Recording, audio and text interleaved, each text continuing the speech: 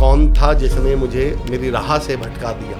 वो मैं ही था जिसने मुझे मेरी राह से भटका दिया। उठ बांध, कमर क्या डरता है, फिर देख ऊपर वाला क्या करता है। शिकायत, और इसमें एक वर्ड आया सिक, और सिक माने होता बीमार। तो मैं तो सारी जिंदगी फिर बीमार रहूंगा, पैसों से भी, रिश्तों से भी, सफलता से भी। इस शिकायत से हमें शिफ्ट हो जाना चाहिए शुक्रिया पर। मेरा लाख लाख शुक्र है गाय और भैंस नहीं उठती। आज कम उम्र हो गया होता। जिंदगी में जिस दिन हमने ये सीख लिया सर, छोटा सा जो बुरा हुआ है ये बहुत बड़ा भी बुरा हो सकता था, उस दिन आपको जीवन का आनंद आ जाएगा कि दुनिया में अवसर एकमात्र ऐसी दवाई है जिसकी बोतल पर लेबल हमेशा मुश्किलों का लगा मिलता है। 100% सत्य है ये। और अमर चौधरी को ये वो बोतल दिखाई दी और उस पर लिखा हुआ था प्रॉब्लम। अमर चौधरी का मैं क्यों मुसीबत में फंसूं, और अमर चौधरी बच के निकल गए। उन्होंने इस प्रॉब्लम का ढक्कन खोला, पता चला अंदर तो अवसर था जी। अभी साबित कर देता हूँ प्रत्यक्ष को प्रमाण कैसा। तो आप पैसे को कोस रहे हो, किस्मत को कोस रहे हो, दुनिया को कोस रहे हो, लोगों को कोस रहे हो, कामयाबी को कोस रहे हो, तो ये हमारे पास आए कैसे?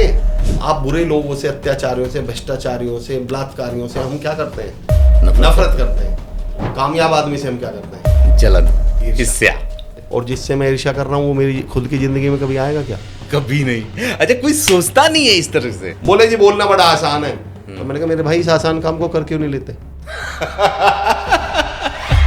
बड़े हल्के से लग रहे हो, तो आप तुरंत हरिश्चंद्र मान लेंगे मुझे कि अब अमर चौधरी बिल्कुल सच बोल रहा है, राजा हरिश्चंद्र है अमर चौधरी जब नेगेटिव बोल रहा है।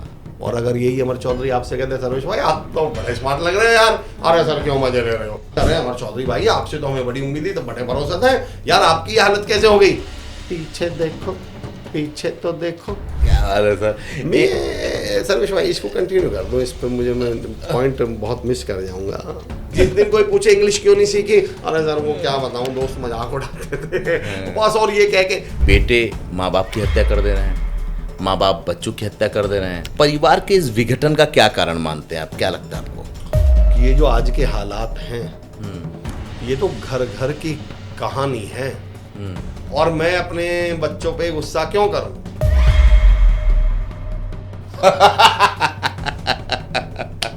तो ये जो हमारे बाल बच्चों में नालायकी आई है ये किससे आई होगी?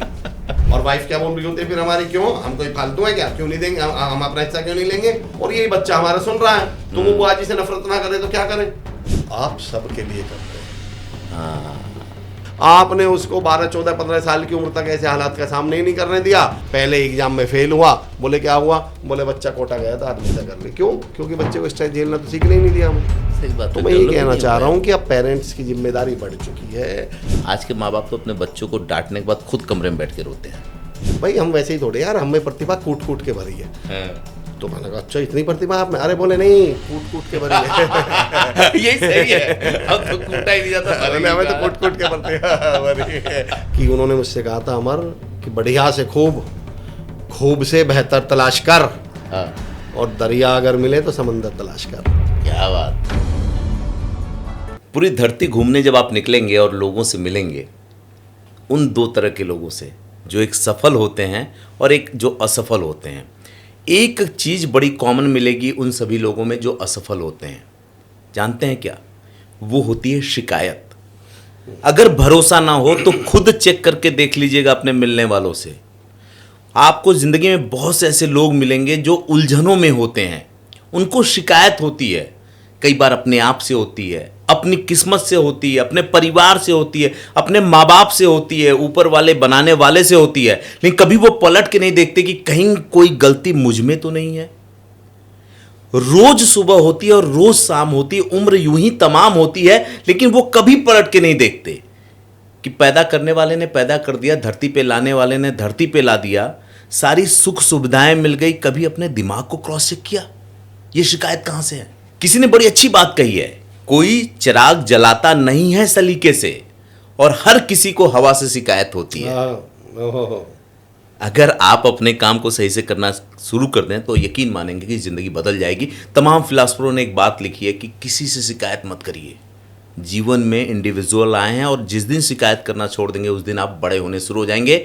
और आज आप लोगों के लिए खुशी की बात है क्योंकि जिस गेस्ट के लिए आप लगातार मुझे लिख रहे थे पार्ट 2 चाहिए, पार्ट 2 चाहिए, आज मैं उनको लेकर के आ गया हूँ। मेरे साथ बैठे हैं अमर चौधरी जी, जिसको आज पूरे हिंदुस्तान ने, दुनिया सलाम कर रही है। शब्दों के जादूगर हैं, दिमाग बदल देते हैं। आइए स्वागत करते हैं और शुरू करते हैं इस पॉडकास्ट को। Thank you so much Sarvesh भाई, पहले तो बहुत बहुत आभार मुझे दोबारा मौका देने के लिए। और आप ना उन आई वुड से कि उन पॉडकास्टर्स में से हैं, जब इंट्रो देते हैं ना तो मन करता है कि ना ना ना चलता रहने दो, चलता रहने दो। क्या कमाल की शुरुआत करते हैं आप, सैल्यूट है आपको। सर्वेश भाई, आपने अपने इंट्रो में कमाल की बात कही है, शिकायत वाली बात।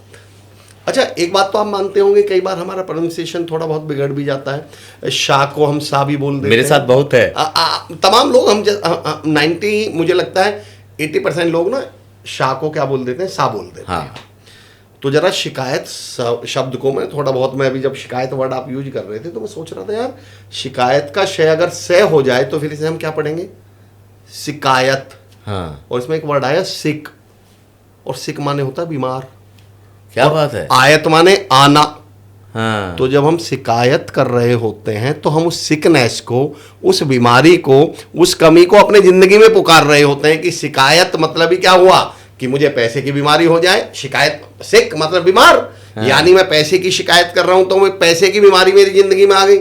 अगर मैं रिश्तों की शिकायत कर रहा हूं तो शिकायत की जगह शिकायत हो गई वो तो। हाँ। तो रिश्तों की बीमारी मेरी जिंदगी में आ गई। अगर मैं सफलता की शिकायत कर रहा हूं तो सफलता की सिक, सिक यानी बीमार, और आय माने आना। तो मैं तो सारी जिंदगी फिर बीमार रहूंगा, पैसों से भी, रिश्तों से भी, सफलता से भी। तो आपने बड़ी कमाल की बात कही है। तो सबसे पहले तो ये शिकायत करनी हमें क्या कर देनी चाहिए, बंद कर देनी चाहिए। इस शिकायत से हमें शिफ्ट हो जाना चाहिए शुक्रिया पर। हमें केवल जिंदगी में एक छोटा सा शिफ्ट लाना है कि जब आप अपनी शिकायत से, जिंदगी से कहां पर हो जाएं शिफ्ट, आभार पे। आभार पे। कैसे हो? आज से 12-13 साल पहले की बात है, मैंने अपना करियर शुरू किया था टीचर के तौर पर। ओके। तो मैंने एक उदाहरण पढ़ा, वो मैं शेयर करता हूँ। देखो, जिंदगी तो यही रहेगी सर, आप केवल अपना नजरिया बदल सकते हैं, इससे ज्यादा आपके हाथ में कुछ बहुत ज्यादा है नहीं। बिल्कुल सही बात है। तो एक बड़ा मशहूर मैंने कोट पढ़ा, मैंने बड़ी अच्छा एक उदाहरण पढ़ा। A bird is flying in the sky, okay, it sheets in your eyes, you don't panic, you thank God, cows don't fly। चिड़िया आकाश में उड़ रही है, उड़ते उड़ते आपके सर पर, आंख पर उसने बीट कर दी। आप बजाय गुस्सा होने के, बुरा मानने के, शिकायत करने के, आप कहते हैं भगवान तेरा लाख लाख शुक्र है गाय और भैंस नहीं उड़ती, वरना आज तो गोबर ही हो गया होता। जिंदगी में जिस दिन हमने ये सीख लिया सर कि ये जो हुआ है, ये बहुत बुरा जो हुआ ना, छोटा सा जो बुरा हुआ है, ये बहुत बड़ा भी बुरा हो सकता था, उस दिन आपको जीवन का आनंद आ जाएगा। और जब तक आप ये रोते रहेंगे छोटा सा बुरा हुआ है, ये मेरे साथ क्यों हुआ है, लोग कहते हैं ना मेरे साथ क्यों होता है ऐसा, मेरे साथ, अरे भाई क्योंकि आप में दम है। भाई आप एक बात बताइए ना, एज अ टीचर, मैं टीचर रहा हूँ, जब भी मुझे अपनी कोई स्कूल की इज्जत का सवाल हो और मुझे कोई बच्चा डिबेट के लिए भेजना हो, या मुझे किसी की प्रेजेंटेशन करानी हो, या कोई गेस्ट आ रहा हो, स्पेशल गेस्ट, मंत्री जी आ रहे हैं, डीजीपी साहब आ रहे हैं, और मुझे किसी को एंकर की भूमिका देनी हो, तो मैं कमजोर वाले बच्चों को दूंगा या शानदार वाले बच्चे को दूंगा, होशियार बच्चे को दूंगा? सर जो शानदार होगा, होशियार होगा। अरे तो जो जरा सी मुश्किल समस्या, दिक्कत दी है, भगवान ने ये सोच के दी होगी यार बंदा संभाल लेगा, और आपने तो भगवान का भरोसा ही उठा दिया अपने आप पे। भगवान ने के ले यार, मैं तो इसको बड़ा अवसर देने वाला था। एक्चुअली क्या हुआ, आप कभी हलवाई के यहाँ जाते हैं, आपने कभी देखा है हम 1 किलो बर्फी खरीदने से पहले क्या करते हैं, चख के देखते, जरा सा चखते हैं। हाँ। और आप उस जरा से चखने में कड़वे निकल गए। हाँ। भगवान ने तो आपको चखा था जरा सी मुश्किल देके, जरा सी समस्या देके। भगवान ने तो चेक किया था कि देखो यार बंदे को 1 किलो देनी है नहीं देनी है। हाँ। और आप तो जरा से में ही कड़वे निकल गए, आप तो पहले ही रोना शुरू कर दिया, अरे भगवान मुझे ही क्यों मुश्किलों में डालते हो, मेरे साथ ऐसा क्यों होता है, मेरी जिंदगी ऐसी क्यों होती है। भगवान कहते हैं छोड़ भाई, मैं तो इसको अवसर दे। मैंने सर्वेश भाई एक थॉट लिखा कि दुनिया में अवसर एकमात्र ऐसी दवाई है जिसकी बॉटल पर लेबल हमेशा मुश्किलों का लगा मिलेगा। 100% सत्य है ये। जो अवसर नाम की दवाई है ना, उसकी बॉटल पे हमेशा क्या लिखा होगा, प्रॉब्लम। क्यों लिखते हैं भगवान ऐसा? एक्चुअली हम सब भगवान के बच्चे हैं। भगवान को अपने हम सब पिता मानते हैं, तो ईश्वर हम सबके पिता हैं। और पिता का फर्ज भी है, जिम्मेदारी भी है और मजबूरी भी है कि वो हर बच्चे को अवसर दे। बिल्कुल सही बात। पर हर कमजरफे को कैसे दे दे भगवान? सही बात। भगवान ये कहता है यार देना भी जरूरी है, और मैं हर कमजर्फ को, हर बेकारे को भी दे दूं। तो भगवान ने एक फिल्टर लगाया। भगवान ने क्या किया, एक काम करता हूं, अवसर देता तो हूं पर उसकी बोतल पे लिख देता हूं मुश्किल या चुनौती। और भगवान ने उस बोतल को रख दिया ऐसे बीच में टेबल पर, हॉल में। अब अमर चौधरी आए और अमर चौधरी को वो बोतल दिखाई दी और उस पर लिखा हुआ था प्रॉब्लम। अमर चौधरी का मैं क्यों मुसीबत में फंसूं, मैं ही क्या ज्यादा सैलरी लेता हूं, मुझे क्या ज्यादा पड़ी हुई है। और अमर चौधरी बच के निकल गए। फिर वहां से कोई अमित साहब आए, अमित साहब ने देखा मैं क्यों लूं। फिर सुमित साहब आए, मैं क्यों लूं। फिर सर्वेश जी आए, अच्छा मेरे ऑर्गेनाइजेशन में कोई प्रॉब्लम आई है, मेरे परिवार में कोई प्रॉब्लम आई है, मेरे देश में कोई प्रॉब्लम आई है, इसका सामना मैं करूंगा। उन्होंने इस प्रॉब्लम का ढक्कन खोला, पता चला अंदर तो अवसर था जी। आप सर्वेश भाई कभी अपने जीवन में, तमाम लोग जो सुन रहे हैं वो एक बार ऑब्जर्व करके देखिएगा, रिवाइंड करके देखिएगा, जब जब आपको अवसर मिले होंगे वो चुनौती के रूप में या मुश्किल के रूप में मिले। अभी साबित कर देता हूँ प्रत्यक्ष को प्रमाण कैसा। मैं अलग अलग टॉप 3 टीवी चैनलों में रहा हूँ। P7 में था, न्यूज़ 24 में था, फिर लास्ट में जी न्यूज़ में था। 2017 सितंबर में जब कश्मीर कवर करके आया था तो मैंने जी न्यूज़ छोड़ दिया था जी। उसके बाद मुझे 2 साल तक कहीं कुछ नहीं मिला। पीएफ के पैसे पे मैं रहा, पीएफ का पैसा निकाला, उसी पे मैं चीज़ों को अपने दिन काटता रहा और लौट के घर नहीं गया। और जानते हैं यही गलती मैं भी बार बार किया। ऋषिकेश के किनारे, मतलब ऋषिकेश में गंगा किनारे बैठता था, भगवान ऐसा क्या किया, ऐसा क्यों किया, ज़िंदगी में अब अंधेरा है। 2 साल बहुत बड़ा टाइम होता है। 2 साल आमदनी का 1 रुपया मेरे पास नहीं था और हर बार मैं उलाहना देता था, कोसता था। मुझे ये नहीं पता था कि अगले 3-4 सालों बाद मैं 20 बच्चों की टीम लेकर के 2 कंपनियों का फाउंडर होऊंगा और लोग मुझे पहचानेंगे। और इतनी बड़ी शख्सियत का इंटरव्यू कर रहे होंगे। बिल्कुल सही बात। बिल्कुल नहीं, मैं हैरान हूं सर कि पिछले 6 महीने में आपको बुलाने में मुझे 6 महीना लग गया। वजह ये थी कि हिंदुस्तान के अलग अलग शहरों में आप लगातार शो कर रहे हैं। तो सर ये तो सही है कि मुश्किलें नहीं आएंगी तो हम खुद को खोज नहीं पाएंगे। आपने पर सर्वेश भाई बड़ी अच्छी बात कह दी, मुझे अपना एक थॉट याद आ गया। आपने बोला मैं उलाहने देता था, उसमें एक शब्द का प्रयोग करा आपने कि मैं कोसता था। हाँ, मैंने अभी एक जगह बोली, एक लाइन अभी रिसेंटली 10-12 दिन पहले मेरे दिमाग में ये बात आई। मैंने कहा जिंदगी में कभी भी कोसना मत, पैसे को मत कोसना। अब देखना, हम लोग पैसों को कोसते हैं, पैसा मेरे पास नहीं, मेरे साथ है। किस्मत को कोसते हैं, भाग्य को कोसते हैं, इवन हम ईश्वर को भी कोसते हैं। हाँ। तो मैंने कहा कभी भी किसी भी चीज को कोसना मत, क्योंकि जिसको भी आपने कोसा वो आपसे कोसों दूर रहेगी। फिर वो आपके पास जिंदगी में आएगी नहीं। अगर आपने किस्मत को कोसा तो किस्मत कहेगी अब मैं तुझसे कोसों दूर रहूंगी। भाई जिसको मैं कोस रहा हूं, सर्वेश भाई आप ये सोचो कि मैं आपको रोज कोसूं, आप कभी मेरे घर आओगे क्या? कभी नहीं आऊंगा। तो आप पैसे को कोस रहे हो, किस्मत को कोस रहे हो, दुनिया को कोस रहे हो, लोगों को कोस रहे हो, कामयाबी को कोस रहे हो, तो ये हमारे पास आए कैसे? इवन मैंने इस पर एक थॉट, अगर बड़ा कमाल, आपसे जब बात होती है ना, कई ऐसी चीजें निकल कर आती हैं। मैंने एक चीज और कही कि कभी ईर्ष्या मत करिए, उसका रीजन समझिए। मैं कोई वो ज्ञान वाला रीजन नहीं दूंगा, मैं तर्क जो दूंगा वो अलग तर्क दूंगा आपको। एक बात बताइए सर्वेश भाई, मेरा एक दोस्त है जिसकी करोड़ों रुपए की लॉटरी लग गई, उसने करोड़ों रुपए मेहनत से कमा लिए, ठीक है, उसने बंगला बना लिया, गाड़ी बना ली, और अब मैं उससे ईर्ष्या कर रहा हूँ। तो मुझे ये बताइए, मैं उस व्यक्ति से ईर्ष्या कर रहा हूँ या उस करोड़ रुपए से ईर्ष्या कर रहा हूँ? करोड़ रुपए से ईर्ष्या कर रहा हूँ। क्योंकि अगर मैं व्यक्ति से ईर्ष्या कर रहा होता तो वो व्यक्ति तो पहले से भी था मेरी जिंदगी में, तब तो मैं उससे ईर्ष्या।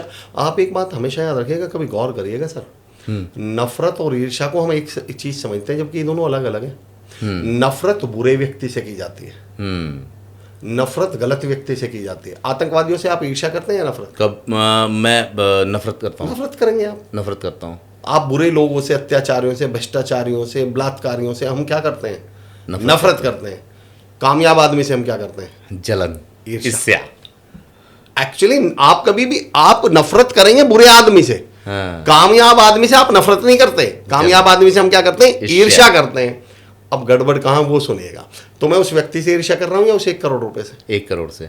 मैं उस व्यक्ति से ईर्ष्या कर रहा हूँ उस बंगले से? बंगले से। उस व्यक्ति से ईर्ष्या कर रहा हूँ या कार से? कार से। और जिससे मैं ईर्ष्या कर रहा हूँ वो मेरी खुद की जिंदगी में कभी आएगा क्या? कभी नहीं। अच्छा, कोई सोचता नहीं है इस तरह से? भाई वो जो करोड़ रुपए से मैं ईर्ष्या कर रहा हूं, अब करोड़ रुपए को भी तो ये मान, मैं अपने कई पॉडकास्ट में एक बात कह चुका हूं, there is a term that is called telekinesis. Telekinesis का मतलब होता है सर इवन नॉन लिविंग चीजों की भी फीलिंग्स और मेमोरी होती हैं। हाँ, लास्ट में आपने बताया था हमारे यहाँ वो स्कूटर और गाड़ी वाली। हाँ जी, पॉडकास्ट में भी मैंने बात की थी। हाँ। अब आप ये भाई मैं इसको एग्जाम्पलीफाई करके बताता हूँ। हम लोग गाड़ी लाते हैं, गाड़ी का टीका कराते हैं, पूजा कराते हैं, तो वो तो गाड़ी तो नॉन लिविंग है। आप उसे मंदिर मस्जिद गुरुद्वारा लेकर क्यों उसकी पूजा कराई आपने? इसका मतलब आप ये मानते हैं कि उस नॉन लिविंग ऑब्जेक्ट की भी फीलिंग और मेमोरी है। हाँ। वरना तो हम ढोंग कर रहे हैं। इसका मतलब तो फिर बिल्कुल हम स्टेज पर चढ़ते हैं जैसे स्पीकर, हाँ। कभी भी तो हम टच करके ऐसे पैर छू के चढ़ते हैं। क्यों भाई? स्टेज को कैसे मालूम? वो तो नॉन लिविंग है। श्री राम जी, कृष्ण जी या जितने तमाम हमने देखे हैं, वो तीर चलाने से पहले, कुछ भी करने से पहले उसको तीर को क्या करते थे? नमन करते थे। इसका मतलब वो मानते भी हैं और जानते भी हैं, हम मानते भी हैं और जानते भी हैं कि नॉन लिविंग की भी क्या होती है सर? ऑब्जेक्ट की फीलिंग और मेमोरी होती है। तो अब जरा सोचिए, जब मैं उस व्यक्ति के करोड़ रुपए से ईर्ष्या कर रहा हूं तो उस करोड़ को भी तो पता चल गया कि ये आदमी मुझसे ईर्ष्या करता है। हमारे तो सीधे करोड़ को लक्ष्मी मानते हैं। तो लक्ष्मी मानते हैं ना। हाँ। हमारे यहाँ तो पैसे को लक्ष्मी मानते हैं। हाँ। और लक्ष्मी जी को पता चल गया कि ये इंसान मुझसे ईर्ष्या करता है, तो जिंदगी में लक्ष्मी जी मेरे घर आएंगी क्या? कभी नहीं आएंगे। तो मैं हमेशा कहता हूं कि सफल लोगों से प्यार करो, सफल लोगों की तारीफ करो, सफल लोगों को सैल्यूट करो, ताकि उस पैसे को लगे यार ये मेरी बहुत इज्जत करता है, चल एक दिन इसके घर भी होके आता हूं। उस बंगले को लगे कि यार ये आदमी मेरी बहुत रिस्पेक्ट करता है, चल एक बार इसके जीवन में भी होके आता हूं। उस कार को लगे कि यार ये आदमी मेरा बड़ा सम्मान करता है, मेरी बड़ी तारीफें करता है, कहीं भी बैठता है तो कहता है यार क्या शानदार बंगला बनाया यार, बंगला हो तो ऐसा। अब उस बंगले को लगता है ओहो ये आदमी मेरी इज्जत करता है। देखो अब डायलॉग बाजी तो पॉडकास्ट में समस्या क्या है कि अब लिखने के लिए कमेंट में आदमी को सर बंगला ऐसा सोचता, हाँ सोचता है भाई। अगर नहीं सोचता तो फिर मैनिफेस्टेशन कैसे करते हो आप? फिर तो मैनिफेस्टेशन नाम की चीज नहीं है, लॉ ऑफ अट्रैक्शन नाम की चीज नहीं है। हाँ। मैं तो कहता हूं फिर दुनिया में शब्द ही नहीं हो सकते। अभी रिसेंटली कल मैं फोन पे इसको और समझाइए, मैं आपको रहता हूँ, जैसे मैं लगातार इधर भी देखा हूँ 3-4 महीने में आप कीनोट स्पीकर के तौर पे लगातार गए हैं, आप ट्रेनर के तौर पे गए हैं, सेल्स ट्रेनर के तौर पे गए हैं, लीडरशिप को आप बड़ा करने के लिए गए हैं। मेरा सवाल ये है कि जब आप ऐसी जगहों पे जाते हैं वहाँ आपको ये दोनों पर्सनालिटी मिलती होंगी, एक जो शिकायत करता है और दूसरा जो आभार करने वाला होगा, तो उनकी ज़िंदगी में ग्रोथ कैसे देखते हैं, या किन लोगों को ज़िंदगी में और तेज़ी से आगे बढ़ाने के लिए आपको आसानी होती है और मुश्किल होती है? आपको एक बहुत आसान तरीका बताता हूँ। देखिए, एक चीज़ को समझने की कोशिश कीजिए, आप गौर करके देखिएगा, ये जितने भी नेगेटिव एस्पेक्ट है, ईर्ष्या, जलन, चिढ़, गुस्सा, फ्रस्ट्रेशन, ये पॉजिटिव एस्पेक्ट है या नेगेटिव? ये सर नेगेटिव है। और जैसे प्यार, मोहब्बत, हौसला, उत्साह, जोश, एप्रिशिएशन पॉजिटिव है सारे। अब मैं आपको दो लोगों के पास दोनों को 2 पेड़ दे देता हूँ, दोनों को 2 पौधे दे देता हूँ। हाँ। और एक उस पौधे में जल डाल रहा है, पानी डाल रहा है, और एक उसमें तेजाब डाल रहा है। हाँ। पौधा दोनों के पास सेम है। हाँ। पर 3 दिन बाद, 15 दिन बाद, 25 दिन बाद दोनों के पौधे में क्या अंतर आएगा? एक झुलस के खत्म हो जाएगा, दूसरा बढ़ जाएगा। भगवान ने सबको पौधे दिए तरक्की के, भगवान ने सबको पौधे दिए कामयाबी के, भगवान ने सबको पौधे, भगवान ने दिया सबको सब कुछ है। लेकिन अगर मैं उसमें ही तेजाब डालना शुरू कर दूं, मैं रोज उसमें तेजाब डालूं, तो भगवान का दिया हुआ पौधा भी क्या हो जाएगा? मुरझा जाएगा। हाँ। देखो हमें ये समझना पड़ेगा कि देने वाला तो भगवान ही है, पर दिए जाने के बाद हमने उस चीज के साथ किया क्या? जैसे मैं अलग टॉपिक पे ले जा रहा हूँ पर इससे कनेक्ट करूंगा।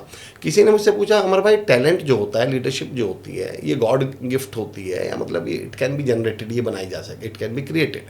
मैंने कहा देखो नो डाउट स्किल्स जो हैं, टैलेंट जो है, ये ईश्वर की देन है। पर मैं आपसे एक सवाल पूछता हूँ सर्वेश भाई, ये जो दांत आपको भगवान ने दिए, हम सबको दांत दिए, ये किसने दिए?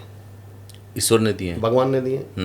अब भगवान के दिए इन्हीं दांतों में आप 5 दिन ब्रश मत करो, कीड़े लग जाएंगे, आपको कोई पास में भी नहीं बैठाएगा। बिल्कुल सही बात है। कोई ऑफिस में भी नहीं घुसने देगा। बिल्कुल। बाल दिए भगवान ने हैं, पर इन्हीं बालों में आप कंघी मत करिए, इन्हीं में शैम्पू मत करिए, इन्हीं में साबुन मत लगाइएगा।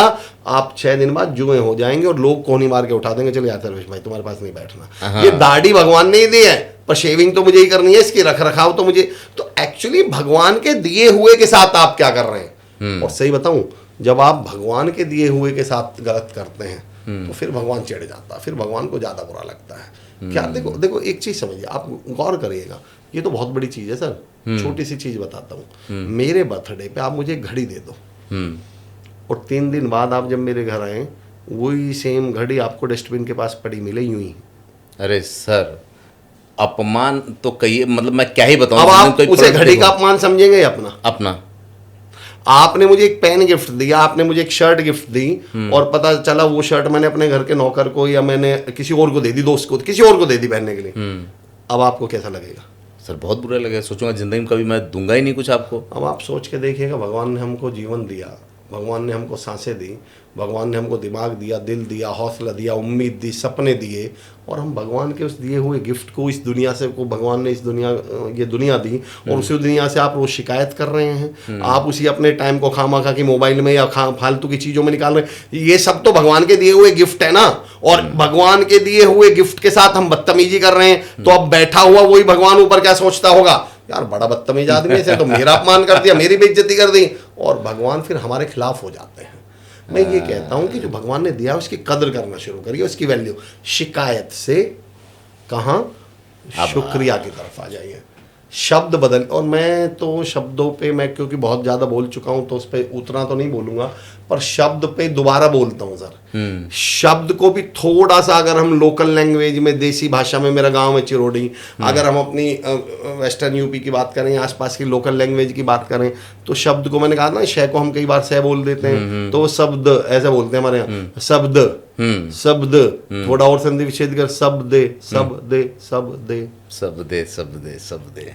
शब्द वो है जो आपको सब कुछ दे सकते हैं। बात तो सही है। अगर आप शब्दों का सही प्रयोग करने लगें, आप शिकायत, एक्चुअली जब आप शिकायत करते हैं तो जो शिकायत में शब्दों का प्रयोग कर रहे हैं वो भगवान आपको देने लगते हैं। अच्छा, मतलब कितना आसानी से इस बात को मेरी आप समझा किस्मत देते हैं। खराब है, हाँ, इसमें सबसे हाईलाइटेड शब्द क्या है? खराब। किस्मत, किस्मत और खराब, दो चीजें। तो अब आपकी गारंटी से जो शब्द आपने प्रयोग किया है वो आपकी ज़िंदगी में आ जाएगा। अब आपके साथ सब कुछ क्या होने लगेगा? खराब। खराब। मेरे पास तो पैसों की कमी है, इसमें कमी। सबसे हाईलाइटेड वर्ड क्या है? कमी। हम ये समझ ही नहीं पा रहे हैं कि आपने किस, मैंने कई बार बोला है, फिर रिपीट करता हूँ, कई पॉडकास्ट में बोल चुका हूँ, पर मैं चाहता हूँ कि इसको मैं रिपीट करूँ, और मैं इस टॉपिक को कहता हूँ कि आपका मंत्र क्या है। सर्वेश भाई, मैं सही बताऊँ, इस ज़िंदगी को बेहतर बनाने के लिए, इस ज़िंदगी में बदलाव लाने के लिए, लिटरली आपको बताऊँ, बहुत बड़े बड़े काम नहीं करने हम लोगों को, हमें वो जो छोटी छोटी गड़बड़ें कर रहे हैं उन पर गौर करना है। एक्चुअली मैं कई बार कहा भी है, मैं अपनी ट्रेनिंग में, कॉर्पोरेट्स में जब बिजनेस पे बात करता हूँ, लीडरशिप पे बात करता हूँ, तो मैं कहता हूँ कोई बड़ी गलती थोड़ी करेंगे। ऐसा थोड़ी होता है कि बड़ी गलती कर देंगे, हम छोटी छोटी गलतियाँ करते हैं और छोटी छोटी चीज़ें हमें बड़ा बनाती हैं। मैं ये भी कहता हूँ, सिद्ध करके बताऊँगा। आप आलू टमाटर की सब्जी बना रहे हैं, मैं आप लोगों से भी पूछता हूँ, कभी ऐसा हुआ कि आप आलू टमाटर की सब्जी बना रहे हो और उसमें आलू ही डालना भूल गए? नहीं या सर, टमाटर ही डालना भूल गए? हो ही नहीं सकता। क्या भूल जाएंगे ज़्यादा? नमक भूल नमक सकते हैं। भूल जाएंगे। हाँ। यानी आप बड़ी गलती थोड़ी करेंगे। वो पूरी सब्जी चौपट। भाई ऐसा थोड़ी है कि कभी ऐसा हुआ है कि आप चाय बना रहे थे उसमें चाय पत्ती डालना भूल गए? नहीं। ऐसा कैसे हो जाएगा? कभी ऐसा हुआ है कि आप कार से कहीं जाने वाले थे और आपको रास्ते में जाके याद आया, और कार तो मैं लाया नहीं यार? ऐसा कैसे हो सकता सर? क्या भूलेंगे ज्यादा? अच्छा, मैं मतलब चाबी भूल सकता हूँ, कार लाइसेंस भूल जाएंगे, लाइसेंस भूल जाएंगे, कोई डॉक्यूमेंट भूल जाएंगे, पेपर भूल जाएंगे। मैं कहता हूँ हम जिंदगी में बड़ी बड़ी गलतियां थोड़ी करते हैं, लेकिन ये छोटी छोटी अब छोटी, लेकिन काम तो खराब हो गए ना। खराब नहीं, मुसीबत। और मैं ये बता रहा हूँ, छोटी चीज हमें बड़ा बनाती है। सर्वेश भाई गौर करना मेरे अगले उदाहरण पर। आप मुझे बताइए, एक आदमी ट्रक चला रहा है, आप उसे ट्रक का मालिक समझेंगे? ड्राइवर?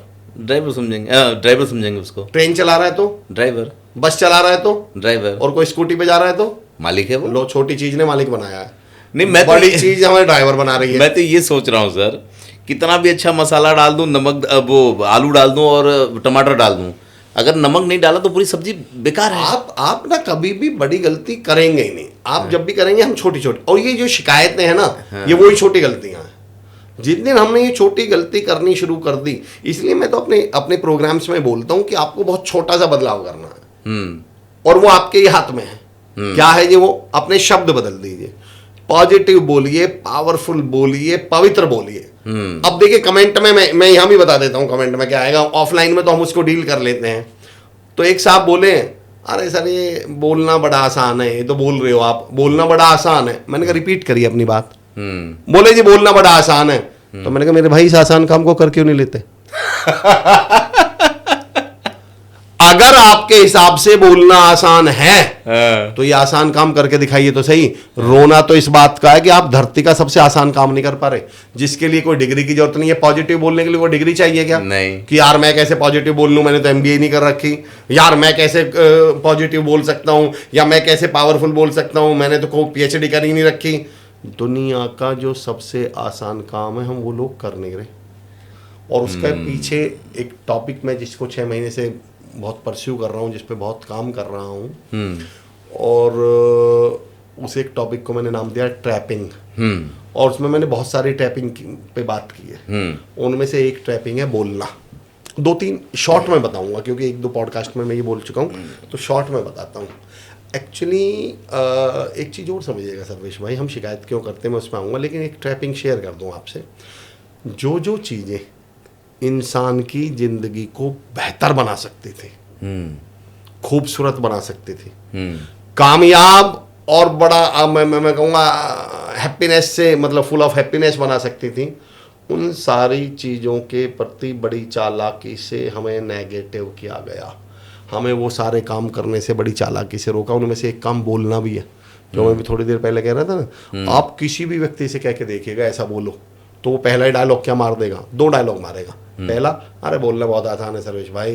दूसरा, बोलने से क्या होता है।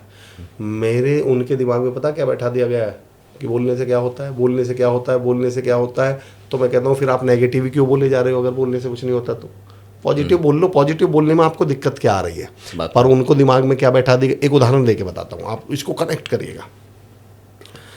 आप कभी एक टर्म है तारीफ। आपको मालूम है हमें बड़ी चालाकी से, अच्छा बताइए, तारीफ करें अगर हम एक दूसरे की, लोगों की अप्रिशिएट करें, उनका हौसला बढ़ेगा या नहीं? खूब बढ़ेगा।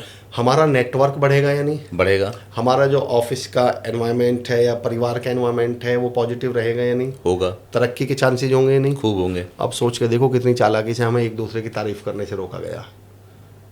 हम सबके दिमाग में बैठा रखा है जो आपकी तारीफ करे या तो वो चापलूसी कर रहा है, या तो वो अपना कोई काम निकालना चाह रहा है, या वो मतलबी है। हम लोग ना किसी की तारीफ करने के लिए तैयार हैं, और सही बता दूं, हम तारीफ सुनना भी नहीं सिखाया गया हमें।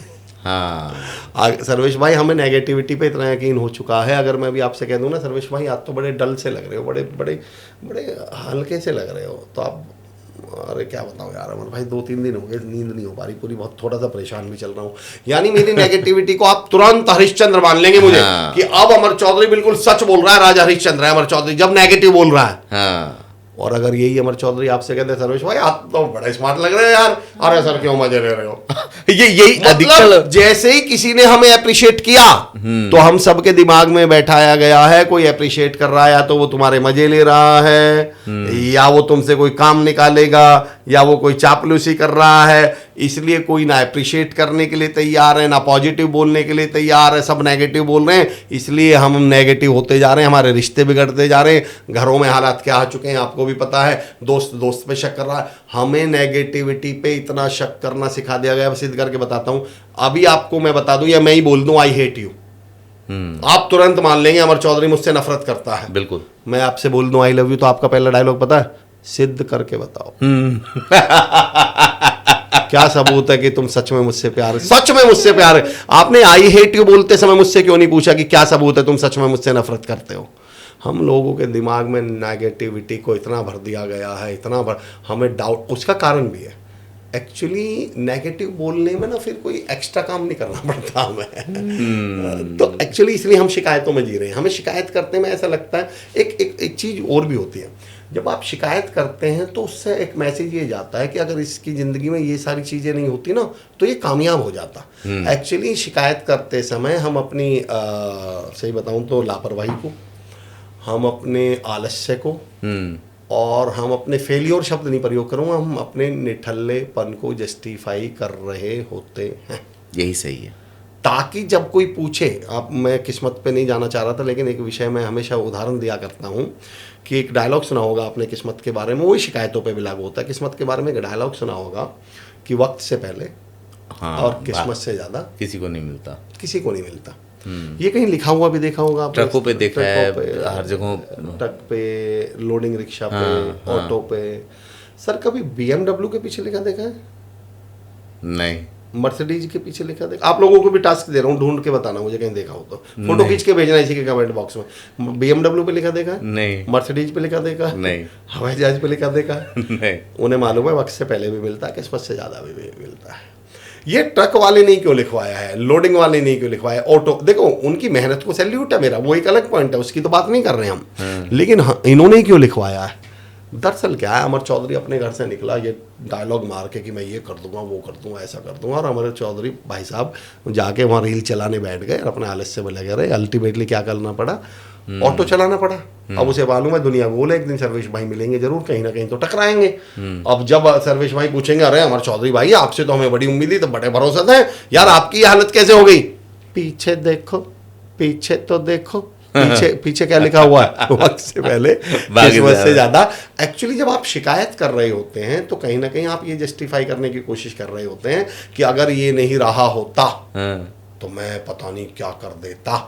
एक्चुअली जबकि वो सच में जानता है कि ये जो ये जो सारा कारण है ना मेरी नाकामयाबी का, मेरे फेल्योर का, 99% केस में इंसान अपने मन में अच्छी तरह से जानता है कि उस सब का कारण मैं ही हूँ।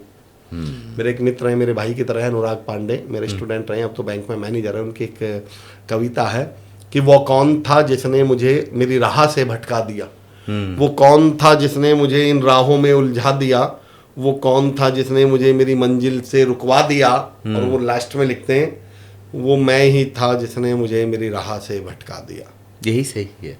20 साल की उम्र थी, तुम 7-7 8-8 घंटे रील चला रहे थे और बाद में कोसोगे, बाद में शिकायत करोगे सरकारी नौकरी नहीं मिलती। अरे तो सरकारी क्या भगवान ने लिख के भेजा था कि सरकारी नौकरी पे ही रहना है आपको? फिर बाद में आप लिख के भेजोगे कि सर बड़ी दुनिया बड़ी मतलबी है। क्या आपको 800 करोड़ लोगों में कितने लोगों के साथ जिंदगी गुजारनी है मुझे? अच्छा एक चीज आज तक मैं समझ ही नहीं पाया, क्या? कि पूरी दुनिया में 800 करोड़ लोग हैं, आप इस 800 करोड़ लोगों से कब मिलने वाले हो? अरे सर कहाँ, आपकी पूरी जिंदगी में कितने लोग आज तक आए होंगे जिनसे आपका वास्ता पड़ा है, काम पड़ा है, जिनके साथ आपको जिंदगी गुजारनी है? सर बहुत मुश्किल से, अगर मैं जिस पेशे में रहा हूँ 100-200 लोग होंगे। आपके में 100-200 हैं क्योंकि आपका पब्लिक डीलिंग का हाँ, था। पब्लिक। लेकिन मैं सबके में मान लूं 100-200, अरे सर 20-25-30। तो भाई साहब इन 800 करोड़ की दुनिया में तुम्हें सारी जिंदगी गुजारनी है 150 लोगों में, और रोना किसका रोए जा रहे हो आप? दुनिया बहुत। अरे मैं कह रहा हूं मतलब ही भी है मतलब ही।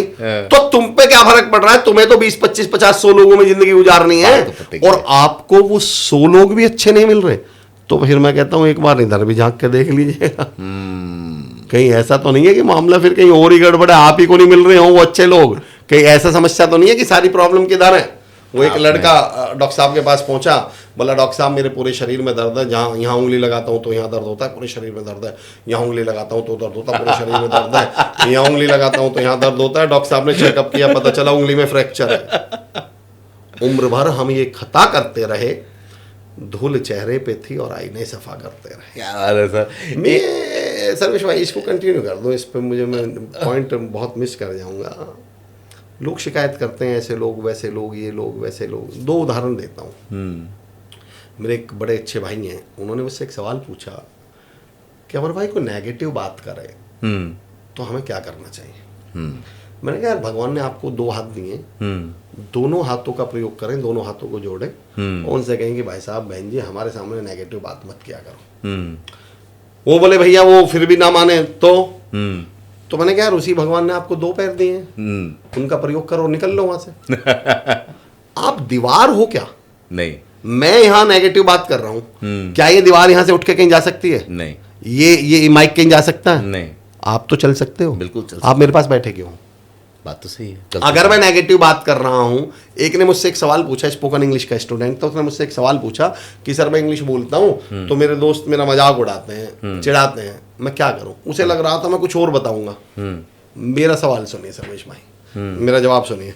बोले सर मेरे दोस्त मजाक उड़ाते हैं, मैं इंग्लिश बोलता हूँ तो वो मजाक उड़ाते हैं, मेरे साथ चिढ़ाते हैं, मुझे क्या, मैं क्या करूँ? मैंने कहा मेरा एक सवाल है। बोले जी क्या?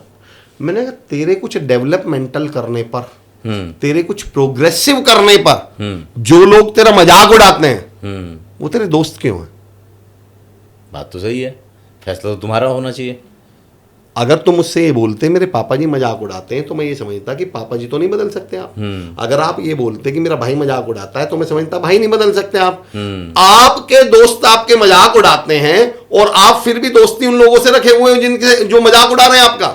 चलो आज छोड़ दो, यानी इनके साथ दोस्ती रहने की तो पहली शर्त क्या है कि अपना मजाक उड़वाते रहो। नहीं, कुछ नया मत करो, कुछ हाँ। बेहतर मत करो। हाँ। इनके साथ बैठकर रील देखते रहो, इनके साथ बैठकर गप्पे मारते रहो, इनके साथ बैठकर बर्गर और पिज्जा खाते रहो, इनके साथ बैठकर कभी बिजनेस की बात मत कर लेना। जिस दिन बैठकर इनके साथ ये कहोगे कि मैं स्टार्टअप डालूंगा, ये उस दिन भी मजाक उड़ाएंगे आपका। जिस दिन आप कहोगे मैं इंग्लिश सीखूंगा, ये आपका मजाक उड़ाएंगे। जिस दिन आप लड़की कहेगी मैं अपनी बुटीक डालूंगी, मैं अपना कोई बिजनेस डालूंगी, मैं अपने कोई स्टार्टअप शुरू करूंगी, तो ये तो तुम्हारे दोस्त तुम्हारा मजाक उड़ाएंगे और तुम इन्हीं के साथ दोस्ती रखे हुए हो।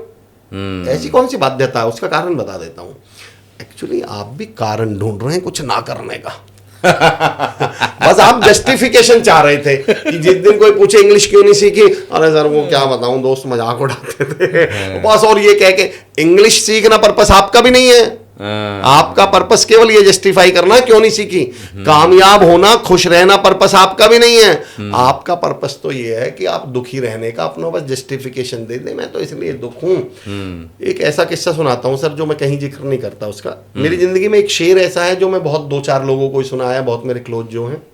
और ये किस्सा क्योंकि इसको समझना और खासतौर से पॉडकास्ट पे समझना तो बड़ा मुश्किल है। पर सर्वेश भाई जिस तरह से आपके साथ बातें होती हैं और जो आपकी ऑडियंस है, हमारी ऑडियंस है, मुझे उम्मीद है, उदाहरण देता हूँ, शिकायत क्या है, दुखी क्या है, वो उसको बताता हूँ। बिल्कुल। एक आदमी ऑफिस में जाए और 7-8 घंटे जब तक वो ऑफिस में रहे, मुश्किल उदाहरण पर उम्मीद के साथ सुनाता हूँ, तो वो यार जूते काटे उसके बहुत बुरे काटे, मतलब ऐसे काटे सर उसके पैरों में दर्द हो जाए, इवन उसके आंसू तक निकलने के लिए तैयार हो जाए। वो बोले यार जूते काट रहे हैं, बहुत ज़्यादा काट रहे हैं, बहुत तकलीफ हो रही है, बहुत परेशान हो रहा है। फिर अगले दिन ऑफिस आए, फिर मेरे जूते काट रहे हैं, बड़ा परेशान हूँ, आंसू आने तक के लिए तैयार। 2 दिन 4 दिन 6 दिन 8 दिन ऐसे होता रहा। तो जो उसका कलीग था, एक दिन जब उसने बोले यार जूते बहुत परेशान करते, बहुत काट रहे हैं, बोले यार तू पागल है फिर, यार तू रोज रोता है, तेरे जूते काट रहे हैं, इतना परेशान है, इतनी तकलीफ है, इतना दर्द होता है, तू जूते बदल क्यों नहीं लेता? उसका जवाब सुनिए। बोला यार देख मेरी ज़िंदगी में ना परिवार वाले हैं, मैं अकेला रहता हूँ, ना परिवार है ना दोस्त है, मेरी ज़िंदगी में कोई है नहीं। मैं जब ऑफिस से घर जाता हूँ ना, और जब घर जाते इन जूतों को उतारता हूँ, तो वो जो 2 मिनट के लिए जो चैन पड़ता है, वो जो 2 मिनट के लिए मुझे सुकून मिलता है, मैं उस सुकून को नहीं खोना चाहता, मैं उस आराम को नहीं, मैं वो जो फीलिंग आती है, अरे यार। एक्चुअली हम अपना स्वाद नहीं बिगाड़ना चाहते, हमें वो जो 2 मिनट लोगों से ये सुनने में स्वाद आता है ना, बेचारे के साथ बहुत बुरा हुआ।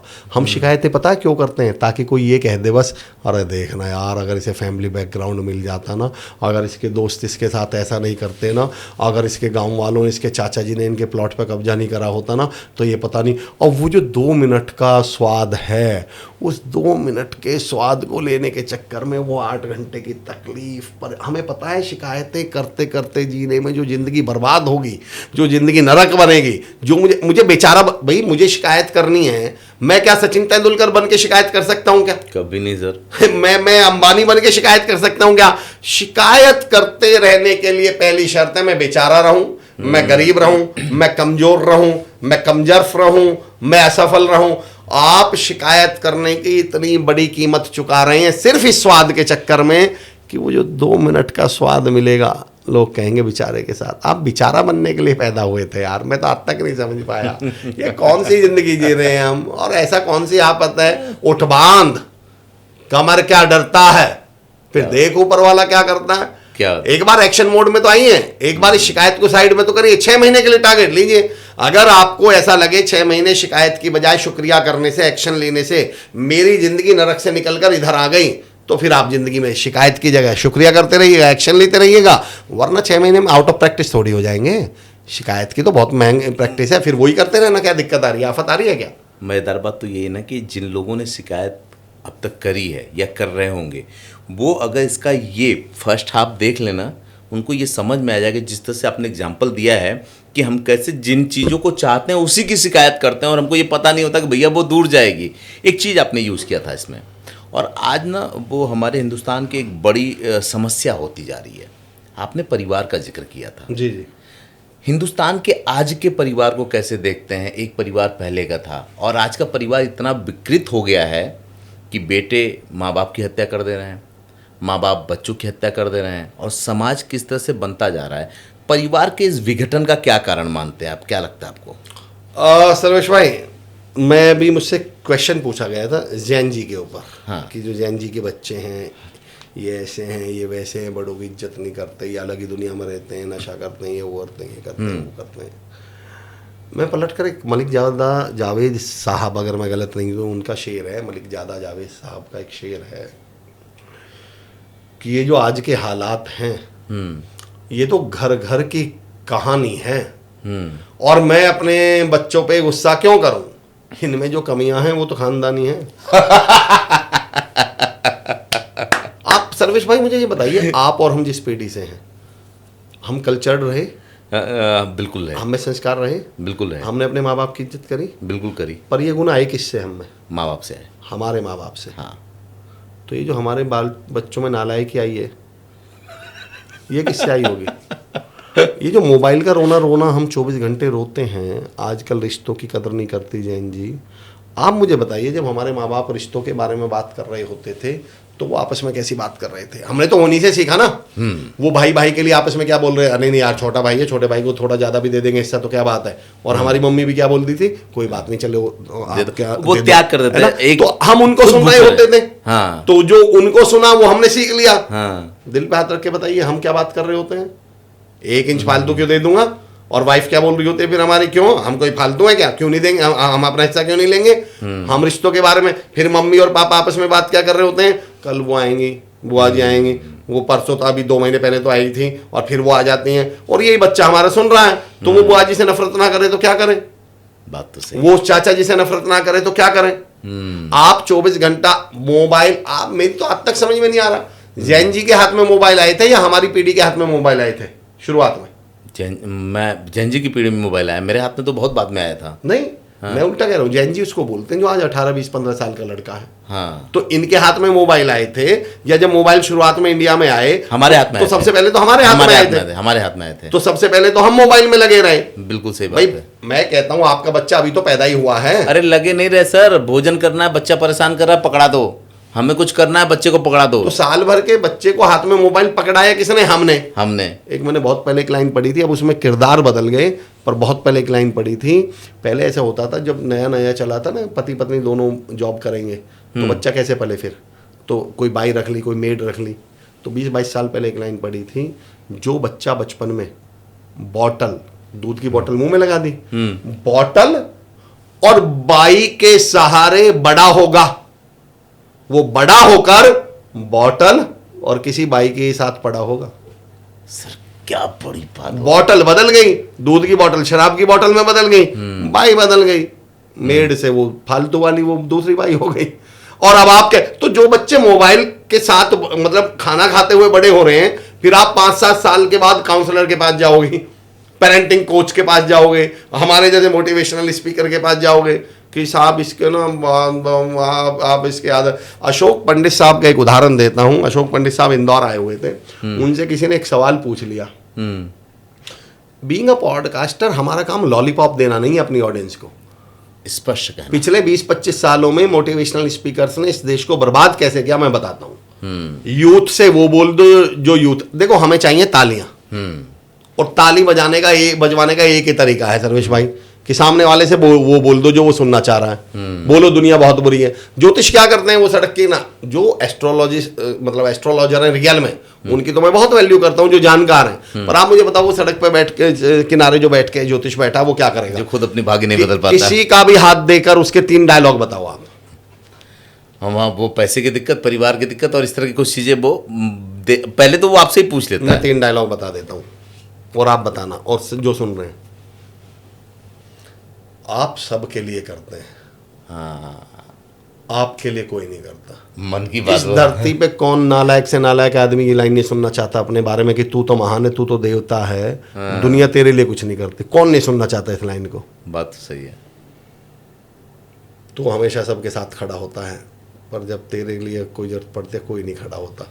अरे मैं कह रहा हूँ, मैं दुनिया का सबसे गंदा आदमी हूँ, मैं भी यही सुनना चाहूंगा अपने बारे में। तो किसी के बारे में ये बोल दो कि तुम ठीक हो। ये जो डायलॉग आए ना, दुनिया बहुत बुरी है, रिश्तेदार किसी के नहीं होते, दोस्त काम नहीं आते, ये डायलॉग आए कहाँ से हैं? ये डायलॉग यहाँ से आए। मैं तो कई बार अपनी ट्रेनिंग्स में, एक बार मैं पढ़ा रहा था, मैंने अपना करियर इस टीचर के तौर पे शुरू किया था, तो वैसे ही एक बच्चे ने बोल दिया, अरे सर रिश्तेदार बड़े मतलबी होते हैं, रिश्तेदार किसी के काम नहीं होते। मैंने क्या हुआ? बोले जी वो रिश्तेदार किसी के काम। अरे मैंने कहा बात क्या हुई? अरे बोले सर हम अपने मामा जी के काम आए थे और जब जरूरत पड़ी तो मामा जी हमारे काम नहीं आए। मैंने कहा इस सेंटेंस को फिर से रिपीट करना। बोले जी हम अपने मामा जी के काम आए थे और जब मामा जी जरूरत पड़ी मामा जी काम नहीं आए। मैंने कहा फिर रिपीट करना। बोले जी हम अपने मामा जी के काम आए थे। मैंने कहा यहीं रुक जाओ। मैंने कहा तुम तो कह रहे थे कि रिश्तेदार किसी के नहीं होते, तुम अपने मामा के रिश्तेदार नहीं हो, तुम कैसे काम आ गए अपने मामा जी के? फिर वहाँ कोई 100-150 बच्चों का बैच था। मैंने हाथ उठवाया कि भाई आज तक आप या आपकी फैमिली के मतलब मम्मी पापा हाथ उठाए जो रिश्तेदारों के काम आए हैं आप में से, सबने हाथ उठा दिया। तो मैंने कहा ये जो रिश्तेदार नाकाम आने वाले रिश्तेदार मंगल ग्रह पे पाए जाते हैं। जब तुम सारे के सारे रिश्तेदारों के काम आए हो तो फिर वो कौन से रिश्तेदार हैं जो किसी के काम नहीं आते? बात तो सही है। एक्चुअली ये डायलॉग्स हमने दिमाग में, वही सब सामने वाले को हीरो बनाने का, किसी को हीरो बनाने के लिए एक विलेन चाहिए, तो हमने रिश्तेदार क्या बना दिए? विलेन बना दिए। दोस्त क्या बना दिए? विलेन बना दिए। दुनिया क्या बना दी? विलेन बना दी। और अब हम डायलॉग चिपका रहे हैं सबको। अशोक पंडित साहब, जो मैं कह रहा था, अशोक पंडित साहब एक मोहतरमा ने एक सवाल पूछा, माँ थी वो, उनका बेटा था। बोले सर ये फिल्में हमारे बच्चों को बिगाड़ रही हैं, हमारे फिल्में ये कर रही हैं। मैं वो कह रहा हूँ जैन जी पे जो आपने सवाल पूछा था, परिवार क्यों टूट रहे हैं, मैं उसका कारण अपनी पीढ़ी को मानता हूं, मुझसे कोई पूछेगा तो, और रीजन दे रहा हूं क्यों। तो उनसे पूछा, ये जो जैन जी है ना, मुझे इनसे शिकायतें नहीं है, इनकी तो परवरिश ही ऐसी हुई है, ये नेगेटिविटी में पले हैं, ये नफरतों में पले हैं, ये सुनते हुए बड़े हुए, दुनिया बुरी है, रिश्तेदार बुरे हैं, सब मतलबी हैं, सब ऐसे हैं, तो ये बड़े होकर ऐसे बन गए तो क्या गलत हो गए? अच्छा 20% हमने बनाया, 80% तो जाहिर सी बात है वो खुद भी बनेंगे। अशोक पंडित जी से सवाल पूछा कि जी मेरा बच्चा फिल्में बहुत देखता है और ये बिगड़ गया है फिल्में देखकर, मतलब ये बदतमीज, अब ये सुनता ही नहीं किसी की, फिल्में बिगड़ गया। उन्होंने बोला क्या उम्र है आपके बच्चे की? बोले जी होगी 16 साल की उम्र का बच्चा। बोले इसने कितनी फिल्में देख ली होंगी जीवन में आज तक? और बोले सर बहुत फिल्में देखता है। बोले फिर भी कितनी देख ली होंगी? बोले जी 200-250 फिल्में तो देख ली होंगी। बोले एक फिल्म लगभग कितने घंटे की होती है? बोले जी 2.5 घंटे की। बोले 200 गुना 2.5 करना कितने हुए? बोले जी 500 घंटे। बोले टोटल उम्र कितनी है? 16 साल। 16 गुना 24 घंटे करना, 16 साल गुना 24 घंटे को अगर कैलकुलेशन लगाएंगे तो मुझे कुछ नहीं मालूम, लेकिन मैं एक रफ आइडिया लगा देता हूँ, लगभग 2 लाख घंटे। तो उन्होंने पूछा यार इसने 500 घंटे फिल्मों के साथ गुजारे और 200 घंटे और 2 लाख घंटे तुम्हारे साथ गुजारे, और इस पे असर फिल्मों का पड़ गया, तुम्हारा नहीं पड़ा? तुम भजिए तल रही थे क्या? तुम्हारा असर क्यों नहीं पड़ा इस बच्चे पर? एक्चुअली ये जो हम परिवार वाले हैं, ये जो माँ बाप हैं, मैं एक सवाल पूछता हूँ, ये हमारा असर क्यों नहीं पड़ रहा है इन बच्चों पर? तो सही बताऊँ, अब मैं इसको करेक्ट करता हूँ, एक्चुअली इन पे असलियत में हमारा ही असर पड़ रहा है। बात तो सही है। मैं एक घटना सुनाता हूँ। जब मैं रहा हूँगा 14-15 साल का, मैं अपनी मम्मी के साथ, हमारे यहाँ से बंथला से बस मिलती थी गाजियाबाद के लिए, मोहन नगर के लिए। तो पहले बसों से ही चलते थे, बस यही थी, गाड़ी वाड़ी तो किसके पास थी। तो हम जा रहे थे, तो हम चढ़े बस में, तो एक मोहतरमा और उनका बेटा बैठा हुआ था सीट पर। तो ये उस समय की बात आ रहा हूँ मैं, 20-25 साल पहले की बात, 25-26 साल 28 साल पहले की बात। उस समय एक दूसरे से बोल भी देते थे, गाँव का माहौल था। तो वहाँ एक बुजुर्ग खड़े थे, तो उस बेटे से, बच्चे से बोले खड़ा हो जा बेटा, इनको बैठ जाने दे, मेरी मम्मी को। तो एकदम उसकी मम्मी बोली क्यों खड़ा हो जाए? टिकट नहीं लिया है क्या? टिकट लिया है, क्यों खड़ा हो जाए? वो बोले अरे बेटा ये तो बच्चा है तो खड़ा हो जाएगा, ये बुजुर्ग हैं, हाँ। इनको बैठ जाने दो। हाँ। बोले क्यों खड़ा हो जाए, टिकट लिया है, बैठा रहे। उसने अपने बेटे से बोला। पहले आपको मालूम है गाँव में इतना हक होता था, बोल देते थे बुजुर्ग। तो वो बुजुर्ग उस लेडी से बोले बेटा इसको खड़ा हो जाने दे, अगर ये आज खड़ा नहीं हुआ ना तो इस औरत को तो तकलीफ 1 घंटे के लिए होगी, तुझे पूरी जिंदगी तकलीफ होने वाली है। ये कल को तब भी नहीं खड़ा होगा जब तू बीमार पड़ी होगी, तू कहेगी खड़ा हो गया, 1 गिलास पानी ले आ। बात सही, क्योंकि इसको आदत तूने क्या बता दी है, बैठने की, ये तब भी नहीं खड़ा होगा जब तुम घर पे पड़ी होगी और तुम्हें जरूरत पड़ी होगी, ये दोस्तों के साथ फिल्म देखने जा रहा होगा, ये खड़ा नहीं होगा तुम्हारे साथ। बोला खड़ा हो जाने दे।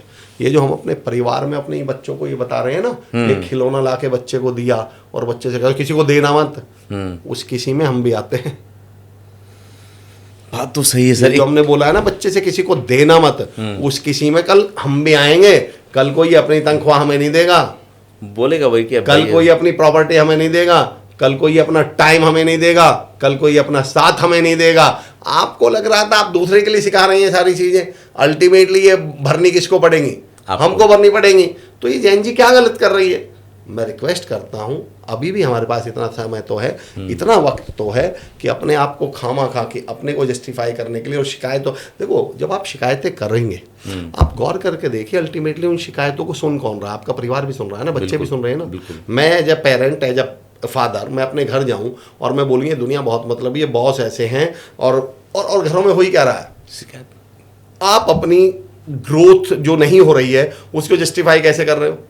जब सर आप बच्चों की बात कर ही रहे हैं और ये बच्चे की बात हो रही थी कि आज बिठा देंगे तो जिंदगी में कभी खड़ा नहीं हो पाएगा, जो और हम ये मानते हैं कि जैसे शुरू में बात हुई मोबाइल पकड़ा देते हैं, हम जो देते हैं जो सीखता है वही वो करता है। आपको क्या लगता है कि माँ के गर्भ से बच्चा को बाहर आने के बाद अगर उसको पहली कोई चीज़ सिखानी हो तो क्या सिखानी चाहिए? पहली बात तो सिखाइए मत। अच्छा, हाँ मतलब मैं ये मान के चलता हूँ, देखिए सिखाने का मतलब समझने की कोशिश करिए। जब हम बहुत आई वुड से कि कॉन्शियसली कुछ सिखाने की कोशिश करते हैं ना, आदमी उसको ना हमेशा विरोध करता है, वो सीखेगा ही नहीं। हाँ। आप एक बड़ी अच्छी मैंने टर्म सुनी थी कि हम एक छोटी सी गड़बड़ कर गए कि भगवान ने हमको इन बच्चों का, जैसे बच्चों को समझ लीजिए फूल या पौधा, और भगवान ने हमें इनका क्या बना के भेजा था? माली। माली। हाँ। अब हमने इसमें एक वर्ड जोड़ दिया जबरदस्ती, इक। माली में इक जोड़ें तो क्या बन गया? मालिक। लिक। अच्छा, लिक हो गया। हम जबरदस्ती इनके मालिक बन गए। हाँ। हमें ऐसा लगता है हम सिखाएंगे, हम ये करेंगे। नहीं, आपको एक्चुअल में करना क्या चाहिए? आपने जो सिखाने की बात कही सर्वेश सर, हमें लगता है कि बच्चा या दुनिया का कोई भी इंसान यहाँ से सीखता है। नहीं सर, बच्चा या कोई भी इंसान यहाँ से सीखता है। जो देखता है, जो वो सुनता है वो नहीं सीख रहा, वो जो वो देखता है वो सीख रहा है। अब अगर मैं as a father, as a parent या एज अ मदर, अगर घर आकर मैं ये शिकायत कर रहा हूँ कि बॉस बहुत बुरे हैं और दुनिया बहुत बुरी है और रिश्तेदार ऐसे होते हैं, तो बच्चा तो ये देख रहा है ना कि यार मेरे पापा जी को दुनिया बुरी लगती है, मेरे पापा जी को अच्छा उसे ऐसा लगता है। अच्छा वैसे भी बता दूं, बच्चों के लिए तो माँ बाप क्या होते हैं शुरुआत में, जब 8-10 साल की उम्र तक बच्चे के लिए क्या होते हैं माँ बाप? हीरो होते हैं। तो उसे तो लगता है जब हीरो ही ये कह रहा है दुनिया बुरी है, तो वो दुनिया की फिर थोड़ी मानेगा कि दुनिया बुरी नहीं है। उसको तो ऐसा लगता है मेरे हीरो ने क्या कहा था, दुनिया बहुत बुरी है, रिश्तेदार बहुत बुरे हैं। तो 2 रिक्वेस्ट मैं करूंगा केवल, हम 2 गड़बड़ करते हैं। पहला, या तो बच्चों को ऐसा सिखाने की कोशिश करते हैं जो हम प्रैक्टिस नहीं कर रहे। तो अगर कोशिश हो सके तो अपने घर में पॉजिटिव बातें करिएगा, व्यवहारिक बातें करिएगा और उन चीज़ों पे आप भी हो सके तो अमल करिएगा। मेरा पॉइंट ये है पहला तो। आप खुद तो वो देखते रहे अनुपमा और बच्चे से कहें मोबाइल मत चला, तो ऐसा अभी तक हुआ नहीं है और ऐसा संभव हो नहीं पाएगा।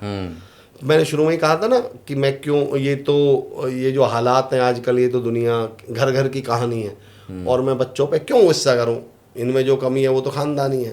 तो पहले तो इन बच्चे देख क्या रहे हैं। दूसरा मैं ये कहूँगा जब बच्चा थोड़ा बड़ा हो रहा हो तो फिर बच्चों का थोड़ा रिस्क लेने दीजिएगा, उनको टोकिएगा मत, उनको रोकिएगा मत हर बात पर। हम बच्चों को इतना कन्फाइंड करना चाहते हैं, इतना कंट्रोल करना चाहते हैं। मैंने कहा ना, माली से क्या बनना चाहते हैं? मालिक बनना चाहते हैं। मैं तो कई बार कहता हूँ कि हम बच्चों को जरा सा रिस्क नहीं लेने देते, जरा सा भी। वो टमाटर लेने चला जाए बच्चा हमारे साथ, सब्जी लेने, और बच्चा अपनी पसंद का टमाटर, मतलब वो टमाटर छाटने लगे तो मम्मी का डायलॉग, हमारा डायलॉग, नहीं रख दे, तू रख दे, तो खराब टमाटर उठा लेगा। मैंने कहा जिस दिन ये खराब करियर चुनेगा उस दिन क्या करोगे भाई? बात तो सही है। वो अपनी पसंद की शर्ट नहीं ले, नहीं बेटा तुम पे नहीं आते, तुम गलत शर्ट ले लोगे, फिर ये गलत लाइफ पार्टनर लाएगा, तब क्या कर लोगे आप? हमने बचपन से लेकर बड़े होने तक बच्चों को इतना सा रिस्क नहीं लेने, बल्कि आपने वो गलत टमाटर लेने दिया होता, घर आते सब्जी बनाते, बच्चा बोलता मम्मी आज तो सब्जी अच्छी नहीं लग रही। हाँ बेटा, दरअसल वो जो टमाटर था ना, वो शायद मुझे लग रहा है कि हम वो गलत ले आए। अच्छा मम्मी, उसका भी फर्क पड़ता है क्या? भाई बेटा जाहिर सी बात है, टमाटर गलत होगा तो सब्जी गलत। अब बच्चों को समझ में आएगा कि यार करियर गलत होगा तो ज़िंदगी गलत हो जाएगी। तो अब वो करियर को चुनेगा सही तरीके से। अब उसको समझ में आएगा यार वो लाइफ पार्टनर गलत चुन लिया तो जिंदगी गलत हो जाएगी, प्रॉपर्टी गलत चुन ली तो इन्वेस्टमेंट गलत हो जाएगा। तो आपको तो बच्चे को सीखने देना था। हमने बचपन से लेकर बड़ा होने तक बच्चों को इतना सा रिस्क नहीं लेने दिया। फिर बड़े होकर इनका एडमिशन MBA में करवाएंगे और स्ट्रीम कौन सी दिलवाएंगे? Risk management. माना यार ये बिल्कुल सही है, अब तो ये सारे रिस्क को मैनेज कर लेगा। मैं हर पेरेंट से बोलता हूँ कि हवा के रुख पे छोड़ दे, जलना सीख जाएगा और बच्चा लड़खड़ाएगा तो चलना सीख जाएगा। क्या बात है। इन बच्चों को लड़खड़ाने दीजिए, चोट खाने दीजिए, गिरने दीजिए, इतनी थोड़ी कोई आफत आ रही है। जबकि हम लोग को कितना लगता था, हम लोग कितना गिरते पड़ते थे, कभी हल्दी लगा दिया। चलिए आपने कह दिया कि हम लोग, तो हम लोगों को मैं हम लोगों पे आता हूँ उस वाले उदाहरण पे जो आप दे रहे हैं, जो मैं अपनी जब पेरेंटिंग पे बात करता हूँ, जो मैं अपने ट्रेनर उसमें बात करता हूँ। आप मुझे बताइएगा गांव और शहर फिजिकली और मेंटली कहाँ के बच्चे ज़्यादा स्ट्रॉन्गर होते हैं? गाँव के। कारण क्या है उसका? क्योंकि वो ना बड़े रफ एंड टफ पले होते हैं, उनको इतना नाजों से नहीं पाला जाता। वो मिट्टी में गिर के चोट लग के उनको बहुत थपकियाँ नहीं दी जाती कि अरे बेटा ये कर लो, पिट्टी कर ले, ये कर ले, वो कर ले, ऐसा कुछ नहीं होता है। आपने बहुत बड़ी बात कह दी। एक्चुअली गांव का बच्चा फिजिकली और मेंटली स्ट्रॉन्गर क्यों होता है? गांव का बच्चा छत पे खेल रहा है, दीवार पे खेल रहा है, कहीं ऊंचाई पे खेल रहा है, और वो गिर जाए और गिर के उसके पैर ही टूट जाए तो वो रोएगा नहीं। हाँ, सर्वेश भाई उसका कारण जानते हैं। और जो लोग गांव से बिलोंग करते होंगे जाके बैठेगा, उसको मालूम है एक्चुअली गांव में उठाने का सिस्टम नहीं है। उसको मालूम है बेटा एक टांग तो गिर के टूटी है, दूसरी को घर वाले तोड़ेंगे। मम्मी आके ऐसे थोड़ी करी, तू अंधा है या पापा जा दिखता नहीं है तुझे, क्या तो उसे लगता है बेटा तू टांग तो टूट गई, तेरा मुंह और तोड़ देंगे। तो वो अब समझिए कि इस पूरे प्रोसेस में वो क्या करता है, उसी मोच आई या टूटी हुई टांग को लेकर हंसते हुए बाहर निकलता है। और इस पूरे प्रोसेस में क्या हुआ? दो चीजें हुई। उसको एडवर्स कंडीशन में डिसीजन लेना आया, तो उसका EQ मजबूत हुआ, मुश्किल हालात का सामना करने की क्षमता मजबूत हुई। दूसरा, जब उसने उस पेन को झेला, उस दर्द को झेला, तो वो फिजिकली स्ट्रॉन्गर हुआ। शहर के बच्चों के साथ दिक्कत क्या हो रही है? शहर का बच्चा फर्श पे बैठा है, कहीं ऊंचाई ऊंचाई पे नहीं है, फर्श पे बैठा है और बैठा बैठा लुढ़क जाए, अंदर से भाग के मम्मी आएगी, आज तो बाबा गिल गया। अच्छा मम्मी तुतला के बोलती है वहां, नोटिस करना आप, आज तो बाबा गिल गया। और मम्मी तुरंत फोन करेगी पापा जी को, आज तो बाबा गिल गया। पापा जी का फोन जाएगा बुआ जी को, आज तो बाबा गिल गया। बुआ जी का फोन जाएगा दादाजी को, आज तो बाबा गिल गया। उसके बाद बाबा फिर कभी गिलता ही नहीं, मतलब सॉरी बाबा फिर कभी गिरता ही नहीं है। पर सर्वेश भाई वो बाबा फिर कुछ करता भी नहीं है, बाबू रह जाता है। और यही बाबा बड़े होकर पूछते हैं फिर, अले मेले बाबू ने थाना थाया था, यही तो हूं और जो बड़े हो गए। इन बच्चों को मैं समझ ही नहीं पा रहा हूं कि जरा सा रिस्क लेने देंगे, जरा सा गिर जाने देंगे, जरा सा चोट खा लेने देंगे तो मैंने कहा ना कि हवा के रुख पे छोड़ दे, जलना सीख जाएगा और बच्चा लड़खड़ाएगा तो चलना सीख जाएगा। तो दो चीज़ें अगर आप मुझसे पूछे तो मैं कहूँगा, एक तो बच्चों को आंखों से सीखते हैं तो आप अपने घर का माहौल चेक कर लीजिए, और दूसरा बच्चों को थोड़ा सा रिस्क लेने दीजिएगा, डिसीजन लेने दीजिएगा। गलत होगा, अभी कोई इतना बड़ा डिसीजन नहीं है उसकी ज़िंदगी में। अगर बच्चा 8-10 साल का है, क्या डिसीजन लेगा वो? अपने कपड़े, अपने भाई कपड़े का, जूते का, टमाटर का, सब्जी का, यही तो डिसीजन है। और जब इन डिसीजन को ले लेकर वो सीख जाएगा तो फिर वो बड़े डिसीजन सही ले लेगा। आपने 17-18 साल तक कोई बच्चे को डिसीजन नहीं लेने दिया, गिरने नहीं दिया, चोट खाने नहीं दिया। इवन मैं तो एजुकेशन सिस्टम पे अभी बात कर रहा था, 12वीं तक का रूल आ गया है, 10वीं 8वीं तक, कि आप बच्चे को फेल नहीं कर सकते। क्यों नहीं कर सकते? बोला बच्चा स्ट्रेस में आ जाएगा।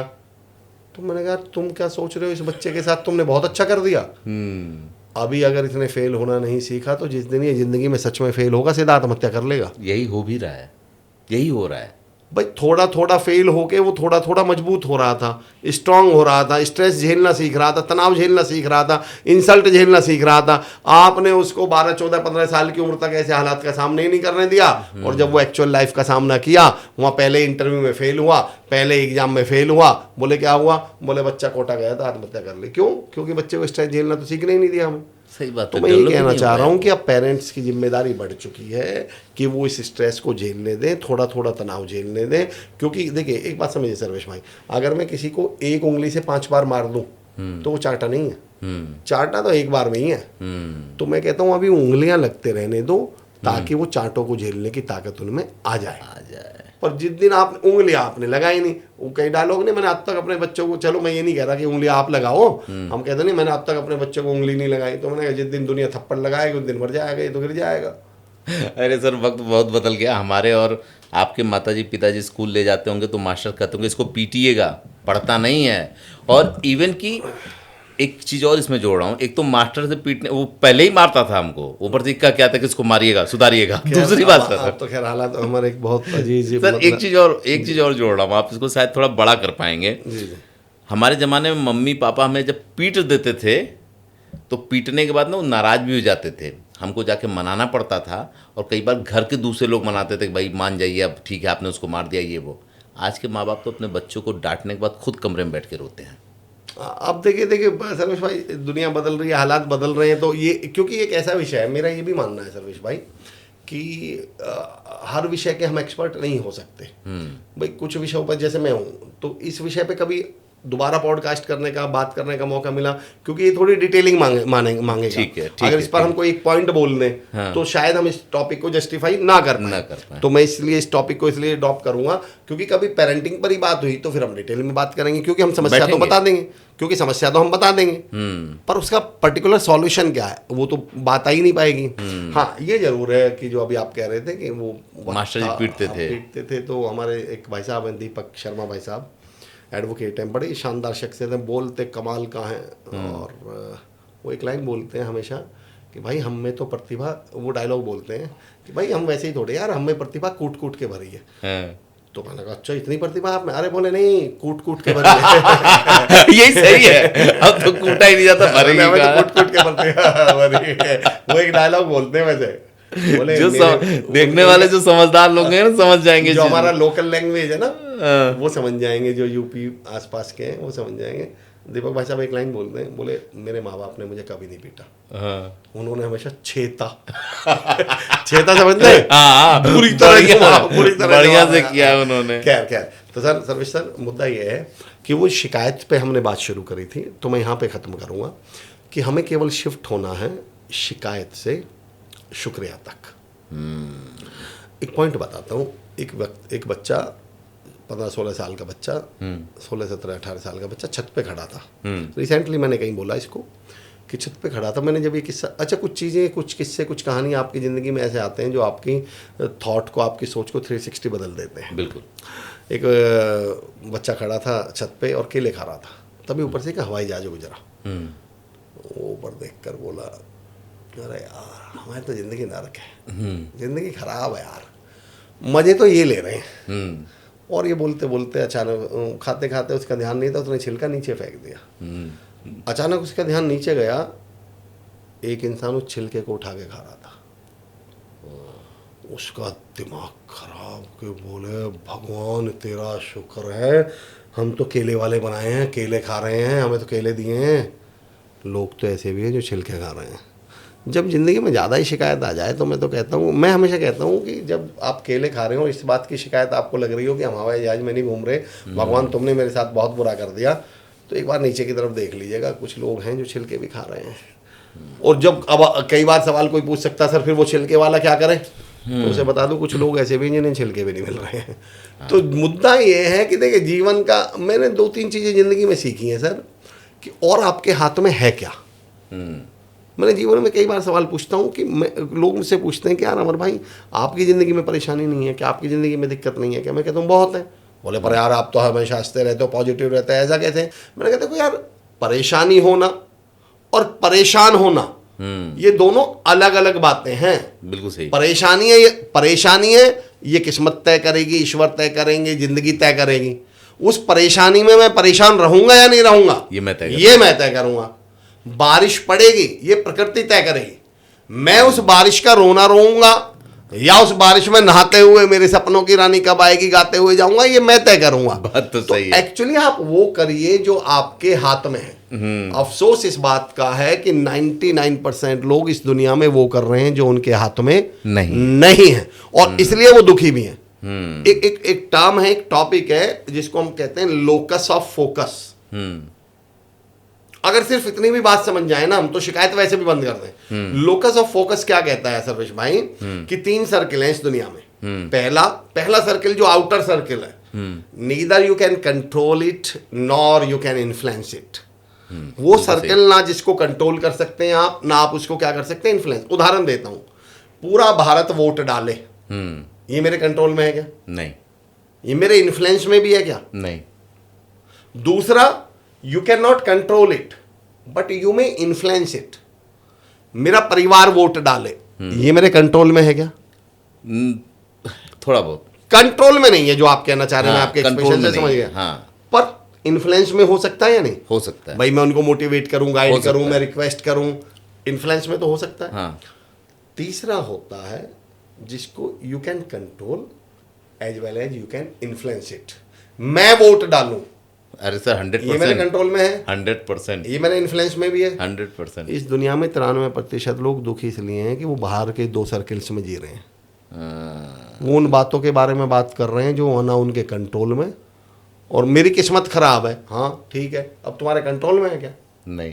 किस्मत कहते किसको है? मैंने एक उदाहरण दिया, किस्मत में मैं बोल चुका हूं, तो किसी टॉपिक पे ज़्यादा लंबा नहीं जाऊंगा।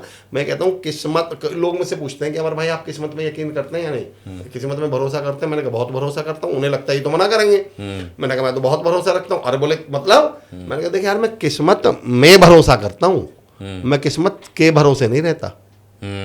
इन दोनों में जमीन आसमान का अंतर है। बात तो सही है। हम लोगों की समस्या बताता हूँ सर्वेश भाई क्या है, हम जिस पर भरोसा करते हैं उसके भरोसे बैठ जाते हैं।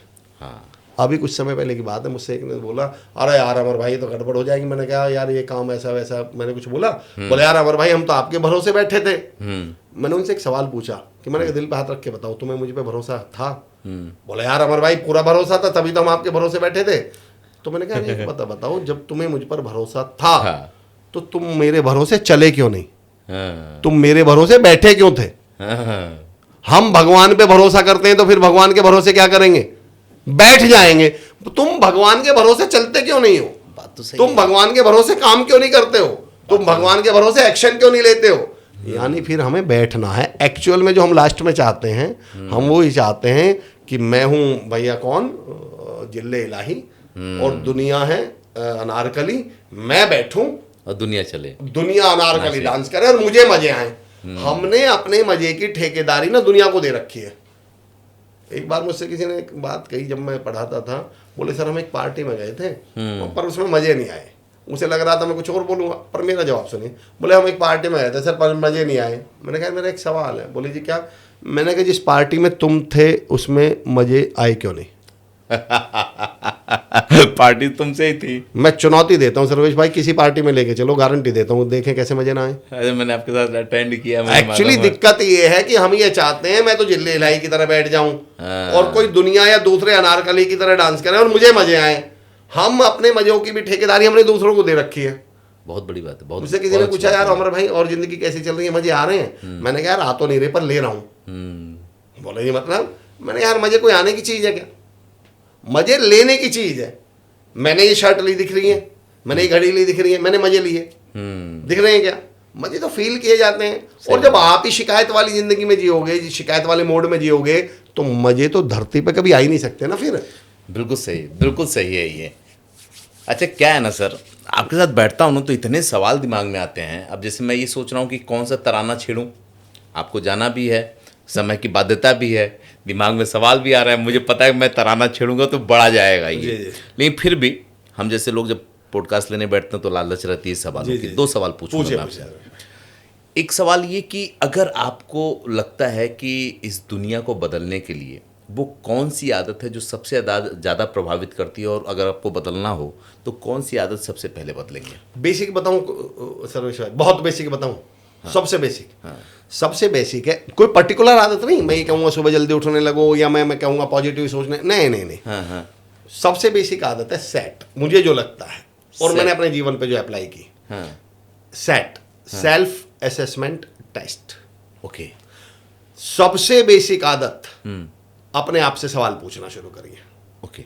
ये जो हमने दुनिया में, धरती में सबसे सवाल पूछ रखे हैं ना, तुम ऐसा क्यों नहीं करते, तुमने ये क्यों नहीं किया, सरकार वो क्यों नहीं कर रही, ये क्यों नहीं कर रहे, तुम क्यों नहीं कर रहे। किताबें, रिसाले ना अखबार पढ़ना, मगर इस दिल को हर रोज एक बार पढ़ना। क्या बात है सर। आप सवाल करते समय बस थोड़ी सी अपनी उधर से इधर कर दीजिए, आपको सारे सवालों के जवाब मिलते रहेंगे। आपको समझ में आएगा कि जितने भी सॉल्यूशन है वो मेरे ही पास है। ये तो मैं ढूंढ रहा था सारी उम्र भर, हम ये खता करते रहे, धूल चेहरे पे थी और आईने सफा करते रहे। सेट क्या है, पहले एक स्टोरी सुनाता हूँ फिर इसको कनेक्ट करता हूँ। मेरी जिंदगी में इस स्टोरी ने, इस उदाहरण ने इतना बड़ा बदलाव लाया। पहले मेरे साथ भी समस्या ये थी, मुझे लगता था कि मेरे साथ ये क्यों नहीं, वो क्यों नहीं। फिर बाद में पता चला यार करना तो जो कुछ है किसको करना है, अपने को। एक्चुअली 90% लोग ना एक्टिव वॉइस की जगह पैसिव वॉइस में जी रहे हैं। एक्टिव और पैसिव वॉइस समझते हैं हम लोग। हाँ। उस उदाहरण को तो बाद में दूंगा सेट वाले को, मैं दूसरा उदाहरण देता हूँ अभी। एक शिव खेड़ा साहब की किताब में एक एग्जाम्पल है कि एक मर्सिडीज में कोई आदमी जा रहा होता है, तो एक लड़का सड़क पे खड़ा होता है 7-8-10 साल का, और उसकी निगाह ऐसी होती है उस मर्सिडीज को देखकर। मर्सिडीज रुकी हुई होती है रेड लाइट पर, तो वो उस पर तरस खा के चलो, उन्हें लगता है कि इसका मर्सिडीज में बैठने का मन है, BMW में शायद गाड़ी जो भी है मर्सिडीज या BMW उसमें है, तो वो उसको बैठा लेते हैं। थोड़ी दूर चलते हैं, लड़का यूँ ऐसी निगाहों से गाड़ी को देखे जा रहा है, ऐसी गाड़ी को देखे जा रहा है। तो मर्सिडीज वाला बोलता है मेरे भाई ने मुझे दी है ये गाड़ी, मेरे भाई ने मुझे गिफ्ट दी है। एकदम वो लड़का यूँ सोचने लगता है, तो मर्सिडीज वाला बोलता है मैं जान गया तुम क्या सोच रहे हो, तुम भी यही सोच रहे हो ना कि काश तुम्हारा भी कोई ऐसा भाई होता। वो बोलता है नहीं, मैं ये सोच रहा हूँ काश मैं भी ऐसा भाई बनूँ जो अपने भाई को मर्सिडीज दूँ। क्या बात है, क्या होता है सर। एक्चुअली हमारी प्रॉब्लम क्या है, हम पैसिव वॉइस में जी रहे हैं कि कोई हमें, हमारे लिए कोई कर दे, किस्मत सुधर जाए तो हम बढ़िया हो जाएं, सरकारें बढ़िया हो जाएं तो हम बढ़िया हो जाएं, दुनिया बढ़िया हो जाए तो मैं खुश रहने लगूं। पर अरे भाई तुम तो सारी जिंदगी दुखी रहोगे। फिर आपने अपना रिमोट कंट्रोल ही किसको दे रखा है, दूसरे को दे रखा है। मतलब हम ये नहीं सोचे कि हम ऐसा कर, मैं हम एक्टिव वॉइस में जी नहीं रहे, हम कर्ता बन ही नहीं पा रहे। हम ये चाह रहे हैं ऐसा हो जाए, जिस दिन ऐसा हो जाए से मैं ऐसा कर रहा हूं, पर हम आ गए, मैं लिख के देता हूं सारी समस्याएं खत्म हो जाएंगी। पर सारी समस्या किस बात की है, एक्चुअली सारी समस्या एक्शन की, काम की। किस्मत बदलने में कष्ट होते हैं, सिस्टम बदलने में, अपने तकदीर बदलने में, अपना स्टेटस बदलने में, अपने जीवन बदलने में कष्ट करने पड़ते हैं सर्वेश भाई। और सारी दुनिया किससे बचना चाह रही है, कष्ट से। टॉपिक अलग है, लेकिन चलिए उदाहरण देता हूँ। जब मैं पढ़ाया करता था तो मैं बच्चों को स्टेज पे बुलाया करता था बोलने के लिए, और बोलते समय मैं उनसे, बच्चा बोलता था सॉरी सर मुझे स्टेज पर, सर्वेश भाई सुनिए इस टॉपिक को, बोले सर मुझे स्टेज पर आते हुए और आज के बाद मेरे कहने से ऑब्जर्व करना शुरू करना सर्वेश भाई, और तमाम लोग आप भी, बोले सर मुझे स्टेज पर आने से डर लगता है। मैंने कहा ठीक है, मैंने ये टॉपिक कब दिया था मुझे, मैंने आपको, बोले सर 4-5 दिन पहले आपने बोला था कि फला दिन प्रेजेंटेशन है। तो मैंने कहा स्टेज पे तुम्हें क्या लगता है, डर, बोल तो पाओगे नहीं। तो मैंने कहा यार वो रजिस्टर दिखा दो, वो कॉपी दिखा दो जिसमें तुम इसे लिख के लाए हो। बोले सर वो अब मेरा पॉइंट सुनिएगा सर्वेश भाई, आज के बाद आप गौर करना शुरू करना, किसी भी इंसान को डर केवल उन कामों से और इन चीज़ों से डर लगेगा जिसके लिए तैयारी करनी पड़ती हो, या मेहनत करनी पड़ती हो, या प्रैक्टिस करनी पड़ती हो। आप सोच के बताओ किन किन चीज़ों में आदमी बोलता है मुझे डर लगता है। इंटरव्यू देते हुए क्या लगता है, डर लगता है। बिजनेस डालते समय, स्टार्टअप करते समय क्या डर लगता है। पब्लिक स्पीकिंग स्टेज पर आते समय क्या डर लगता है। काम करते समय क्या लगता है, डर लगता है। डर लगता है। मैं ये देखता था जो बच्चा कह रहा है मुझे स्टेज पर बोलते हुए डर लगता है, वही बच्चा 90-100 की स्पीड पर पल्सर चलाते हुए घर जा रहा है। मैंने कहा इसे बाइक पर डर क्यों नहीं लगा 100 की स्पीड पर, जहां आज तक लाखों लोग मरे हैं, जहां लोग मरे हैं उस काम में उसे डर नहीं लगा, पर जहां स्टेज पर आज तक कोई नहीं मरा वहां उसे डर लगता है। एक्चुअली बाइक को 100 की स्पीड पे चलाने में कष्ट नहीं करना पड़ता, कहानी तो हम ऐठने हैं, पर स्टेज पर 15 मिनट बोलने के लिए तो 4 रात जागना पड़ेगा, मेहनत करनी पड़ेगी, प्रैक्टिस करनी पड़ेगी। जब लोग कहते हैं मुझे, फिर मैं सोचता हूँ यार इन्हें सिगरेट पीते हुए डर क्यों नहीं लगता, सिगरेट से लाखों लोग मरे हैं, इन्हें तंबाकू खाते हुए डर क्यों नहीं लगता, शराब पीते हुए डर क्यों नहीं लगता, ऑफिस में काम चोरी करते हुए डर क्यों नहीं लगता, जिसकी वजह से लाखों लोग नाकामयाब रह गए। एक्चुअली उन कामों से उन्हें डर ही नहीं लगता जिनमें काम ना करना पड़ता हो। सिगरेट पीने में कोई काम थोड़ी है, नहीं करता पड़ता, शराब पीने में कोई काम थोड़ी है, काम चोरी में कोई कष्ट थोड़ी है। उन्होंने डर नाम की उत्पत्ति ही वहां करी है जहां जहां जहां जहां आपको कष्ट करने पड़ेंगे। तो प्रॉब्लम ये है कि जिस दिन हमने सेट यानी खुद से सवाल पूछने शुरू कर दिए तो हमें समझ में आएगा कि यार समस्या की जड़ तो मैं ही हूं, और कोई जड़ नहीं है मेरी समस्याओं की, मेरी प्रॉब्लम। ये जो मेरी किस्मत खराब है ना, बिल्कुल है, पर ये मैंने ही कर रखी है। मैं ये नहीं कह रहा कि कोई कह रहा है मेरी किस्मत खराब है तो वो झूठ बोल रहा है, पर मैं ये दावे के कह सकता हूं उसका जन्मदाता वही है। ये बात तो 100%, ये मैं गारंटी दे सकता हूं। अगर किसी के प्रमोशन नहीं हो रहा तो मैं ये नहीं कह रहा वो झूठ बोल रहा है, पर मैं ये कह सकता हूं कि उसका कारक वही है। इस बात से मैं सहमत हूं सर, क्योंकि तो जो मैं सेट कह रहा था, जो आपने सवाल पूछा उसको कंप्लीट कर देता हूं मैं। सेल्फ असेसमेंट टेस्ट, एक ही आदत धरती पे पालिए, खुद को असेस करते रहिए, खुद से सवाल पूछते रहिए। एक लड़का, ये मैंने एक पॉडकास्ट में सुनाई भी है, एक लड़का एक उस पर पहुंचता है, STD-PCO हुआ करते थे पहले, और STD-PCO से फ़ोन करता है, उधर से एक मैडम फ़ोन उठाती है, लड़का बोलता है मैडम मुझे अपने यहाँ माली रख लो। मैडम बोलती है नहीं मेरे यहाँ बहुत अच्छा माली है, मैं नहीं हटाऊंगी इसे। लड़का बोलता है मैडम उसे हटा के मुझे रख लो, मैं सैलरी 100 रुपये कम ले लूँगा। मैडम बोलती नहीं मेरा माली बहुत अच्छा, मैं नहीं हटाऊंगी इसे। लड़का बोलता है मैडम मैं लंच भी नहीं करूँगा आपके यहाँ, लंच घर से ले आऊँगा, आप उसे हटा दो, मुझे रख लो। मैडम कहते नहीं मेरा माली बहुत अच्छा, मैं नहीं हटाऊंगी, और मैडम उसे फ़ोन रख देती है। इधर ये सब वो दुकान वाला देख रहा होता है, STD-PCO वाला, उसे उस लड़के पे तरस आ जाता है। वो उस लड़के से बोलता है बेटा तू इतना ही परेशान है, इतना ही दुखी, तुझे नौकरी की इतनी ज़रूरत है, तो एक काम कर मेरे यहाँ नौकरी कर ले। लड़का बोलता कैसी नौकरी, काहे की नौकरी? मालिक बोलता है यार तो अभी तो नौकरी मांग रहा था फ़ोन पे। सर्वेश भाई लड़के का जवाब सुनिए जिसने मेरी ज़िंदगी बदल दी, मेरा थॉट प्रोसेस बदल दिया। लड़का बोलता है उस मैडम के घर माली मैं ही हूँ। अच्छा, अपना ही टेस्ट ले रहा था वो। बोले मैं तो ये चेक कर रहा था कि मेरी मैडम, मेरी मालकिन मेरे काम से खुश है, संतुष्ट है भी या नहीं है। मैं अपने काम में कोई ढील तो नहीं दे रहा हूँ, कल को ऐसा तो नहीं होगा कि कोई 100 रुपये कम पे आएगा और मैडम मुझे हटा देगी। मैं लोगों से बोलता हूँ जो आप तो कह रहे हो मुझे ये नहीं मिला, मुझे वो नहीं मिला, मुझे वो नहीं मिला, दिल पे हाथ रख के एक बार सवाल पूछ लेना, जो मिला है उसको जस्टिफाई कर रहा हूँ।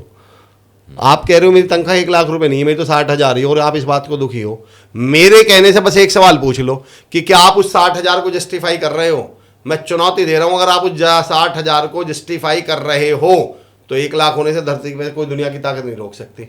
पर दिल पे हाथ रख के पूछना ईमानदारी से अपने आप से, और मैं 90% का जवाब बताता हूँ कि हम उस 60,000 को जस्टिफाई नहीं कर रहे।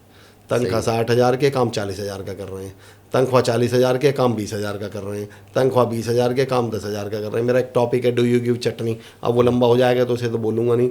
जिस दिन आपने 60,000 की सैलरी में 65,000 का काम देना शुरू कर दिया, जिस दिन 50,000 की सैलरी में 55,000 का काम देना शुरू कर दिया, जिस दिन अपने क्लाइंट को, अपने परिवार को, अपने दोस्तों को एक्सपेक्टेड से केवल 5%, 10% ज़्यादा देना शुरू कर दिया, उस दिन दुनिया की कोई ताकत आपको कामयाब होने से रोक ले तो बताइएगा।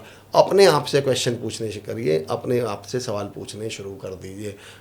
एक मैं अभी जितेश गढ़िया जी बहुत कमाल के NLP ट्रेनर हैं, उनकी एक लाइन मुझे बहुत अच्छी लगी, उन्होंने एक बहुत अच्छा टूल बताया। तो दूसरी आदत, ये सेम आदत है तो इसी को ऐड ऑन कर रहा हूँ।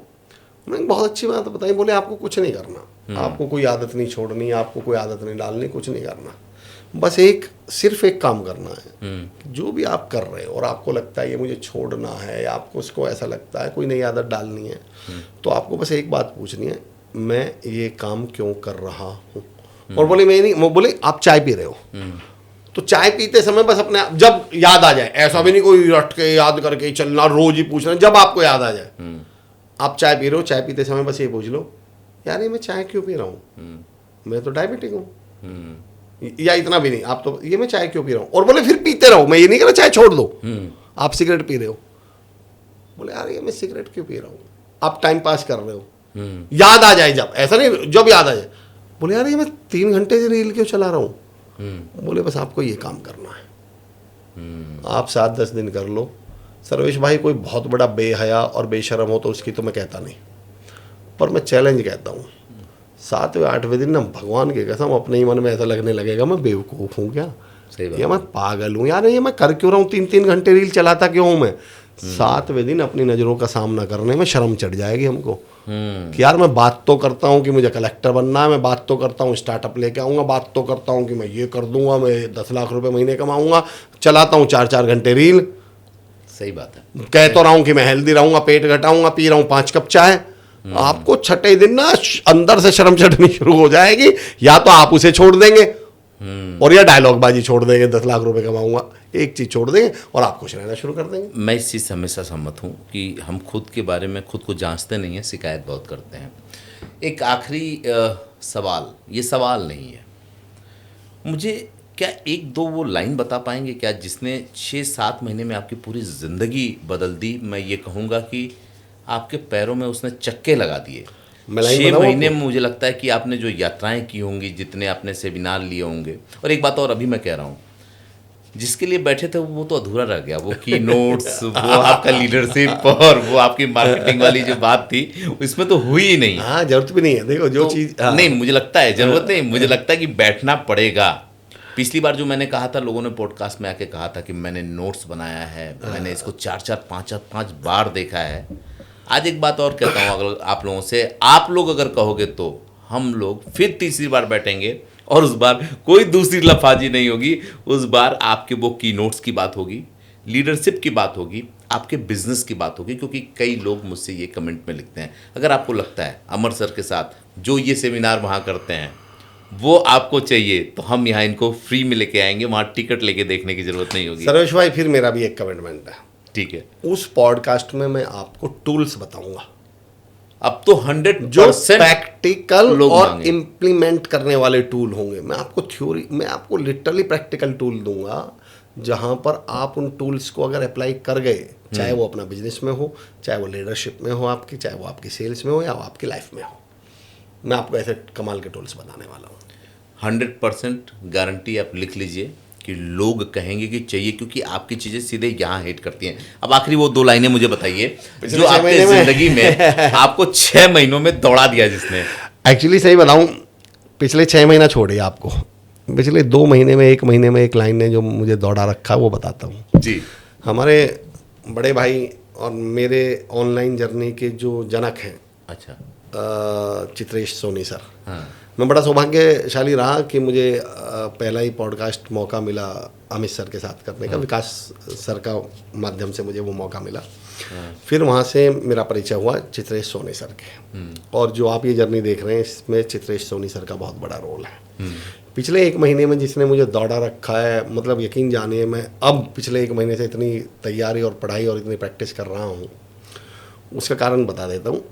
आदरणीय चित्रेश सोनी सर ने एक बहुत महान शख्सियत हैं, उनके साथ एक पॉडकास्ट चल रहा था उनका, सर्वेश मिश्रा जी के साथ। अरे तो और उस पॉडकास्ट में आदरणीय चित्रेश सोनी सर ने ये बोल दिया कि मैं 3 नाम ले रहा हूँ, और ये 3 वो नाम हैं कि जिन्हें 2 साल बाद आप टाइम नहीं मिलेगा इनका आपसे मिलने का।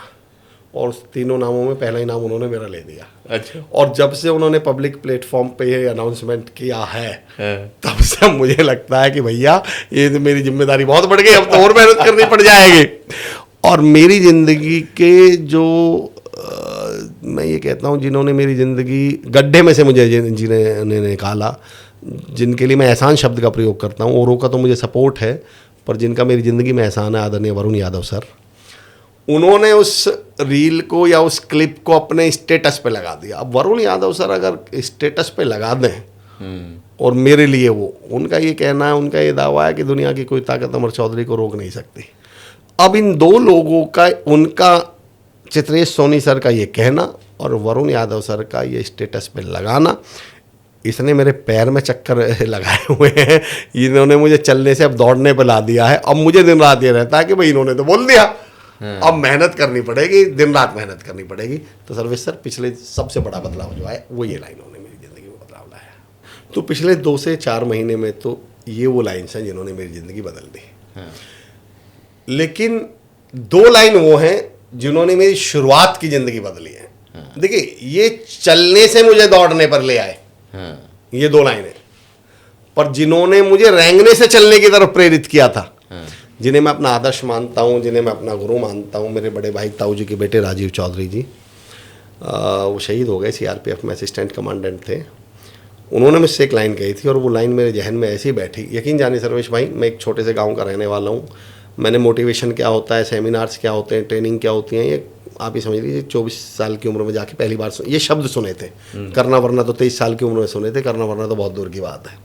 पर उसके पीछे जो सबसे बड़ा नाम, सबसे बड़ा कारण रहा, वो ये 2 लाइन राजीव भाई की रही, राजीव चौधरी भाई की। राज साहब मैं उनको बोलता हूँ कि उन्होंने मुझसे कहा था अमर कि बढ़िया से खूब, खूब से बेहतर तलाश कर, हाँ, और दरिया अगर मिले तो समंदर तलाश कर। क्या बात है। तो उसके बाद मुझे ऐसा लगता है कि नहीं यार, जब जब लगता है कि इतना मिल गया तो लगता है ये तो दरिया है, हाँ। फिर लगता है इतना मिल गया ये तो दरिया है, फिर लगता है इस मुकाम पर पहुंच गए नहीं ये तो दरिया है। तो ये लाइनों ने मुझको रेंगने से चलने पर लाई, वो लाइनें मुझे चलने से दौड़ने पर लेके आई सर। क्या बात है। अच्छा, एक मज़ेदार बात है ना सर कि जो आप लोगों को सिखाते हैं वो खुद अपनी ज़िंदगी में करते हैं। आप आज खुद एक बड़े नाम हैं, आपको गूगल में, चैट जीपीटी में जहाँ भी कोई सर्च करे आपके बारे में बहुत कुछ लिख करके आता है। उसके बाद भी आप आभार व्यक्त करते हैं, उन लोगों का आभार व्यक्त करते हैं जो आपको आगे बढ़ा रहे हैं। तो मतलब आप जो कहते ही नहीं हैं बल्कि अमल करते हैं अपनी ज़िंदगी में। तो सर्वेश भाई फिर मुझे 1 मिनट दो इस विषय पर बोलने का। जी। और मैं तमाम लोगों से कहता हूँ, एक्चुअली जब हम कामयाब या कहीं पे एक मुकाम पे पहुँच जाते हैं तो लगता है कि ये मेरी मेहनत, ये मैंने ये कर दिया, मैंने वो कर दिया। हमारे टीटीसी एक ग्रुप है, वहाँ डेजी मैम है। डेजी मैम का एक दिन मुझे फ़ोन आया, और जब ये पॉडकास्ट पहला ही रिलीज हुआ था मेरा, और ठीक ठाक ईश्वर की कृपा से वो अमित सर के साथ तो बड़ा पॉपुलर वायरल, फिर आपके साथ आ गया तो बड़ा वायरल रहा मामला। तो उन्होंने कहा अमर भाई छाए हुए हो, बहुत खुशी हो रही है और ये और वो। तो मैंने कहा मैम सब आप लोगों का सपोर्ट और सब आप लोगों का साथ है। बोली नहीं अमर भाई आपकी मेहनत है। तो मैंने बड़े आभार के साथ, बड़े सम्मान के साथ, डीजी मैम से मेरे बड़े डिस्कशन होते हैं, बहुत, she is a great trainer. तो मैंने कहा मैम नहीं, ये सब आप लोगों का सपोर्ट। बोली नहीं अमर भाई आपकी मेहनत। मैंने कहा मैम मेहनती तो मैं पिछले 10 साल से ही इतना हूँ जितना आज हूँ। तो मैंने एक बात कही सर्वेश भाई, एक उदाहरण दिया। मैंने कहा मैम जो मेहनत है ना वो गाड़ी के एस्केलेटर की तरह है, रेस की तरह है, और जो लोगों का सपोर्ट, लोगों का दुआएं, लोगों का जो साथ या आशीर्वाद है वो गियर की तरह है। अगर गाड़ी गियर में नहीं डली है और आप रेस ही दिए जा रहे हैं तो केवल पेट्रोल फूकेगी और इंजन खराब करेगी, इससे ज़्यादा उसकी कोई औकात है नहीं। आपकी मेहनत के साथ जब कुछ लोगों का साथ, प्यार, दुआएं, शुभकामनाएं, सपोर्ट लग जाती हैं तो पहला गियर प्यार का है, दूसरा गियर सपोर्ट का है, तीसरा गियर दुआओं का है, चौथा गियर आपकी आशीर्वाद का है। तो ईश्वर की कृपा से मेहनत तो मैं लिटरली बहुत कर रहा था सर्वेश भाई, लेकिन मुझे आप जैसे, चित्रेश भाई, मुझे तब मेरी ज़िंदगी में बहुत सारे लोग हैं, Varun sir, Praveen sir, Sumit sir, बहुत सारे, अंकित सर, बहुत सारे ऐसे तमाम, विकास नागरू सर, तमाम ऐसे लोग हैं जो मुझे इतना प्यार करते हैं, इतना साथ देते हैं। ये सब उनकी दुआएं हैं, ये सब उनका सपोर्ट है कि मैं गाड़ी गियर में डल गई। और अब क्या बात है, मतलब आपके तर्कों का ना कोई जवाब नहीं। जिस तरह से आपने समझाया एक्सीलेटर और क्या बोलते हैं गियर, मतलब कोई भी इससे सहमत नहीं हो सकता। मतलब सलाम है सर, मैं आपको इस चर्चा नहीं छेड़ूंगा वरना ये चर्चा आगे बढ़ेगी और आपको अलग अलग पॉडकास्ट पे भी बैठना है। पर एक बात मैं आप सबसे कहूँगा, सोचिए कि एक कीवर्ड पे ये पूरा का पूरा पॉडकास्ट लगभग 1.5 घंटे का चला गया, वो था शिकायत। वो एक शिकायत जो हम खुद को डिफेंड करने के लिए गढ़ते हैं। जब भी हम किसी के सामने झुके ना, अपनी हमारी बेइज्जती ना हो, ऐसे बचने के लिए हम एक शिकायत नाम की चीज़ गढ़ लेते हैं। और आपको पता नहीं कि वो शिकायत कैसे हमको रसातल में लेकर चली जाती है। अगर हम इस शिकायत को बदल दें, जैसा कि अमर सर ने कहा कि शिकायत की जगह अगर हम आभार को ले आएँ तो पूरी ज़िंदगी 360 डिग्री बदल जाएगी और आपको यकीन भी नहीं होगा। जैसे इनके शब्दों में जादू होते हैं ना, वैसे इस एक लाइन को आजमाइए, पूरी ज़िंदगी में मिरेकल होगा और पूरी तरह से बदल जाएगी। आखिरी बात, आपने देखा, अगर आप लोगों को लगता है कि सच में वो फ्री में टूल्स चाहिए, वो चीज़ें चाहिए जिससे पूरी ज़िंदगी डेवलप हो सकती है, बिजनेस डेवलप हो सकता है और आपकी टीम डेवलप हो सकती है, सेल्स डेवलप हो सकता है, तो अपने कमेंट लिख भेजिए और कोशिश करिएगा इस बार कमेंट के साथ सवाल भी भेज दीजिएगा। तो हमारी कोशिश ये होगी कि अपने सवाल की जगह हम आपके सवाल लेंगे ताकि सीधा आपको जवाब मिल पाएगा। और आपके जो सवाल होंगे वो लाखों लोग ऐसा सोचते होंगे, तो उस सवाल के लिए जाने कितने लोगों के जवाब मिल जाएंगे। और फिर से आखिरी में, शिकायत करना बंद करें, जिंदगी तरक्की करना और शुक्रिया करना शुरू करें। तो सर्वेश सर आपका बहुत बहुत शुक्रिया और सुनने वालों का बहुत बहुत शुक्रिया। मिलते हैं बहुत जल्दी एक नए गेस्ट के साथ, तब तक आप भी इंतजार कीजिए और मैं भी इंतजार करता हूँ।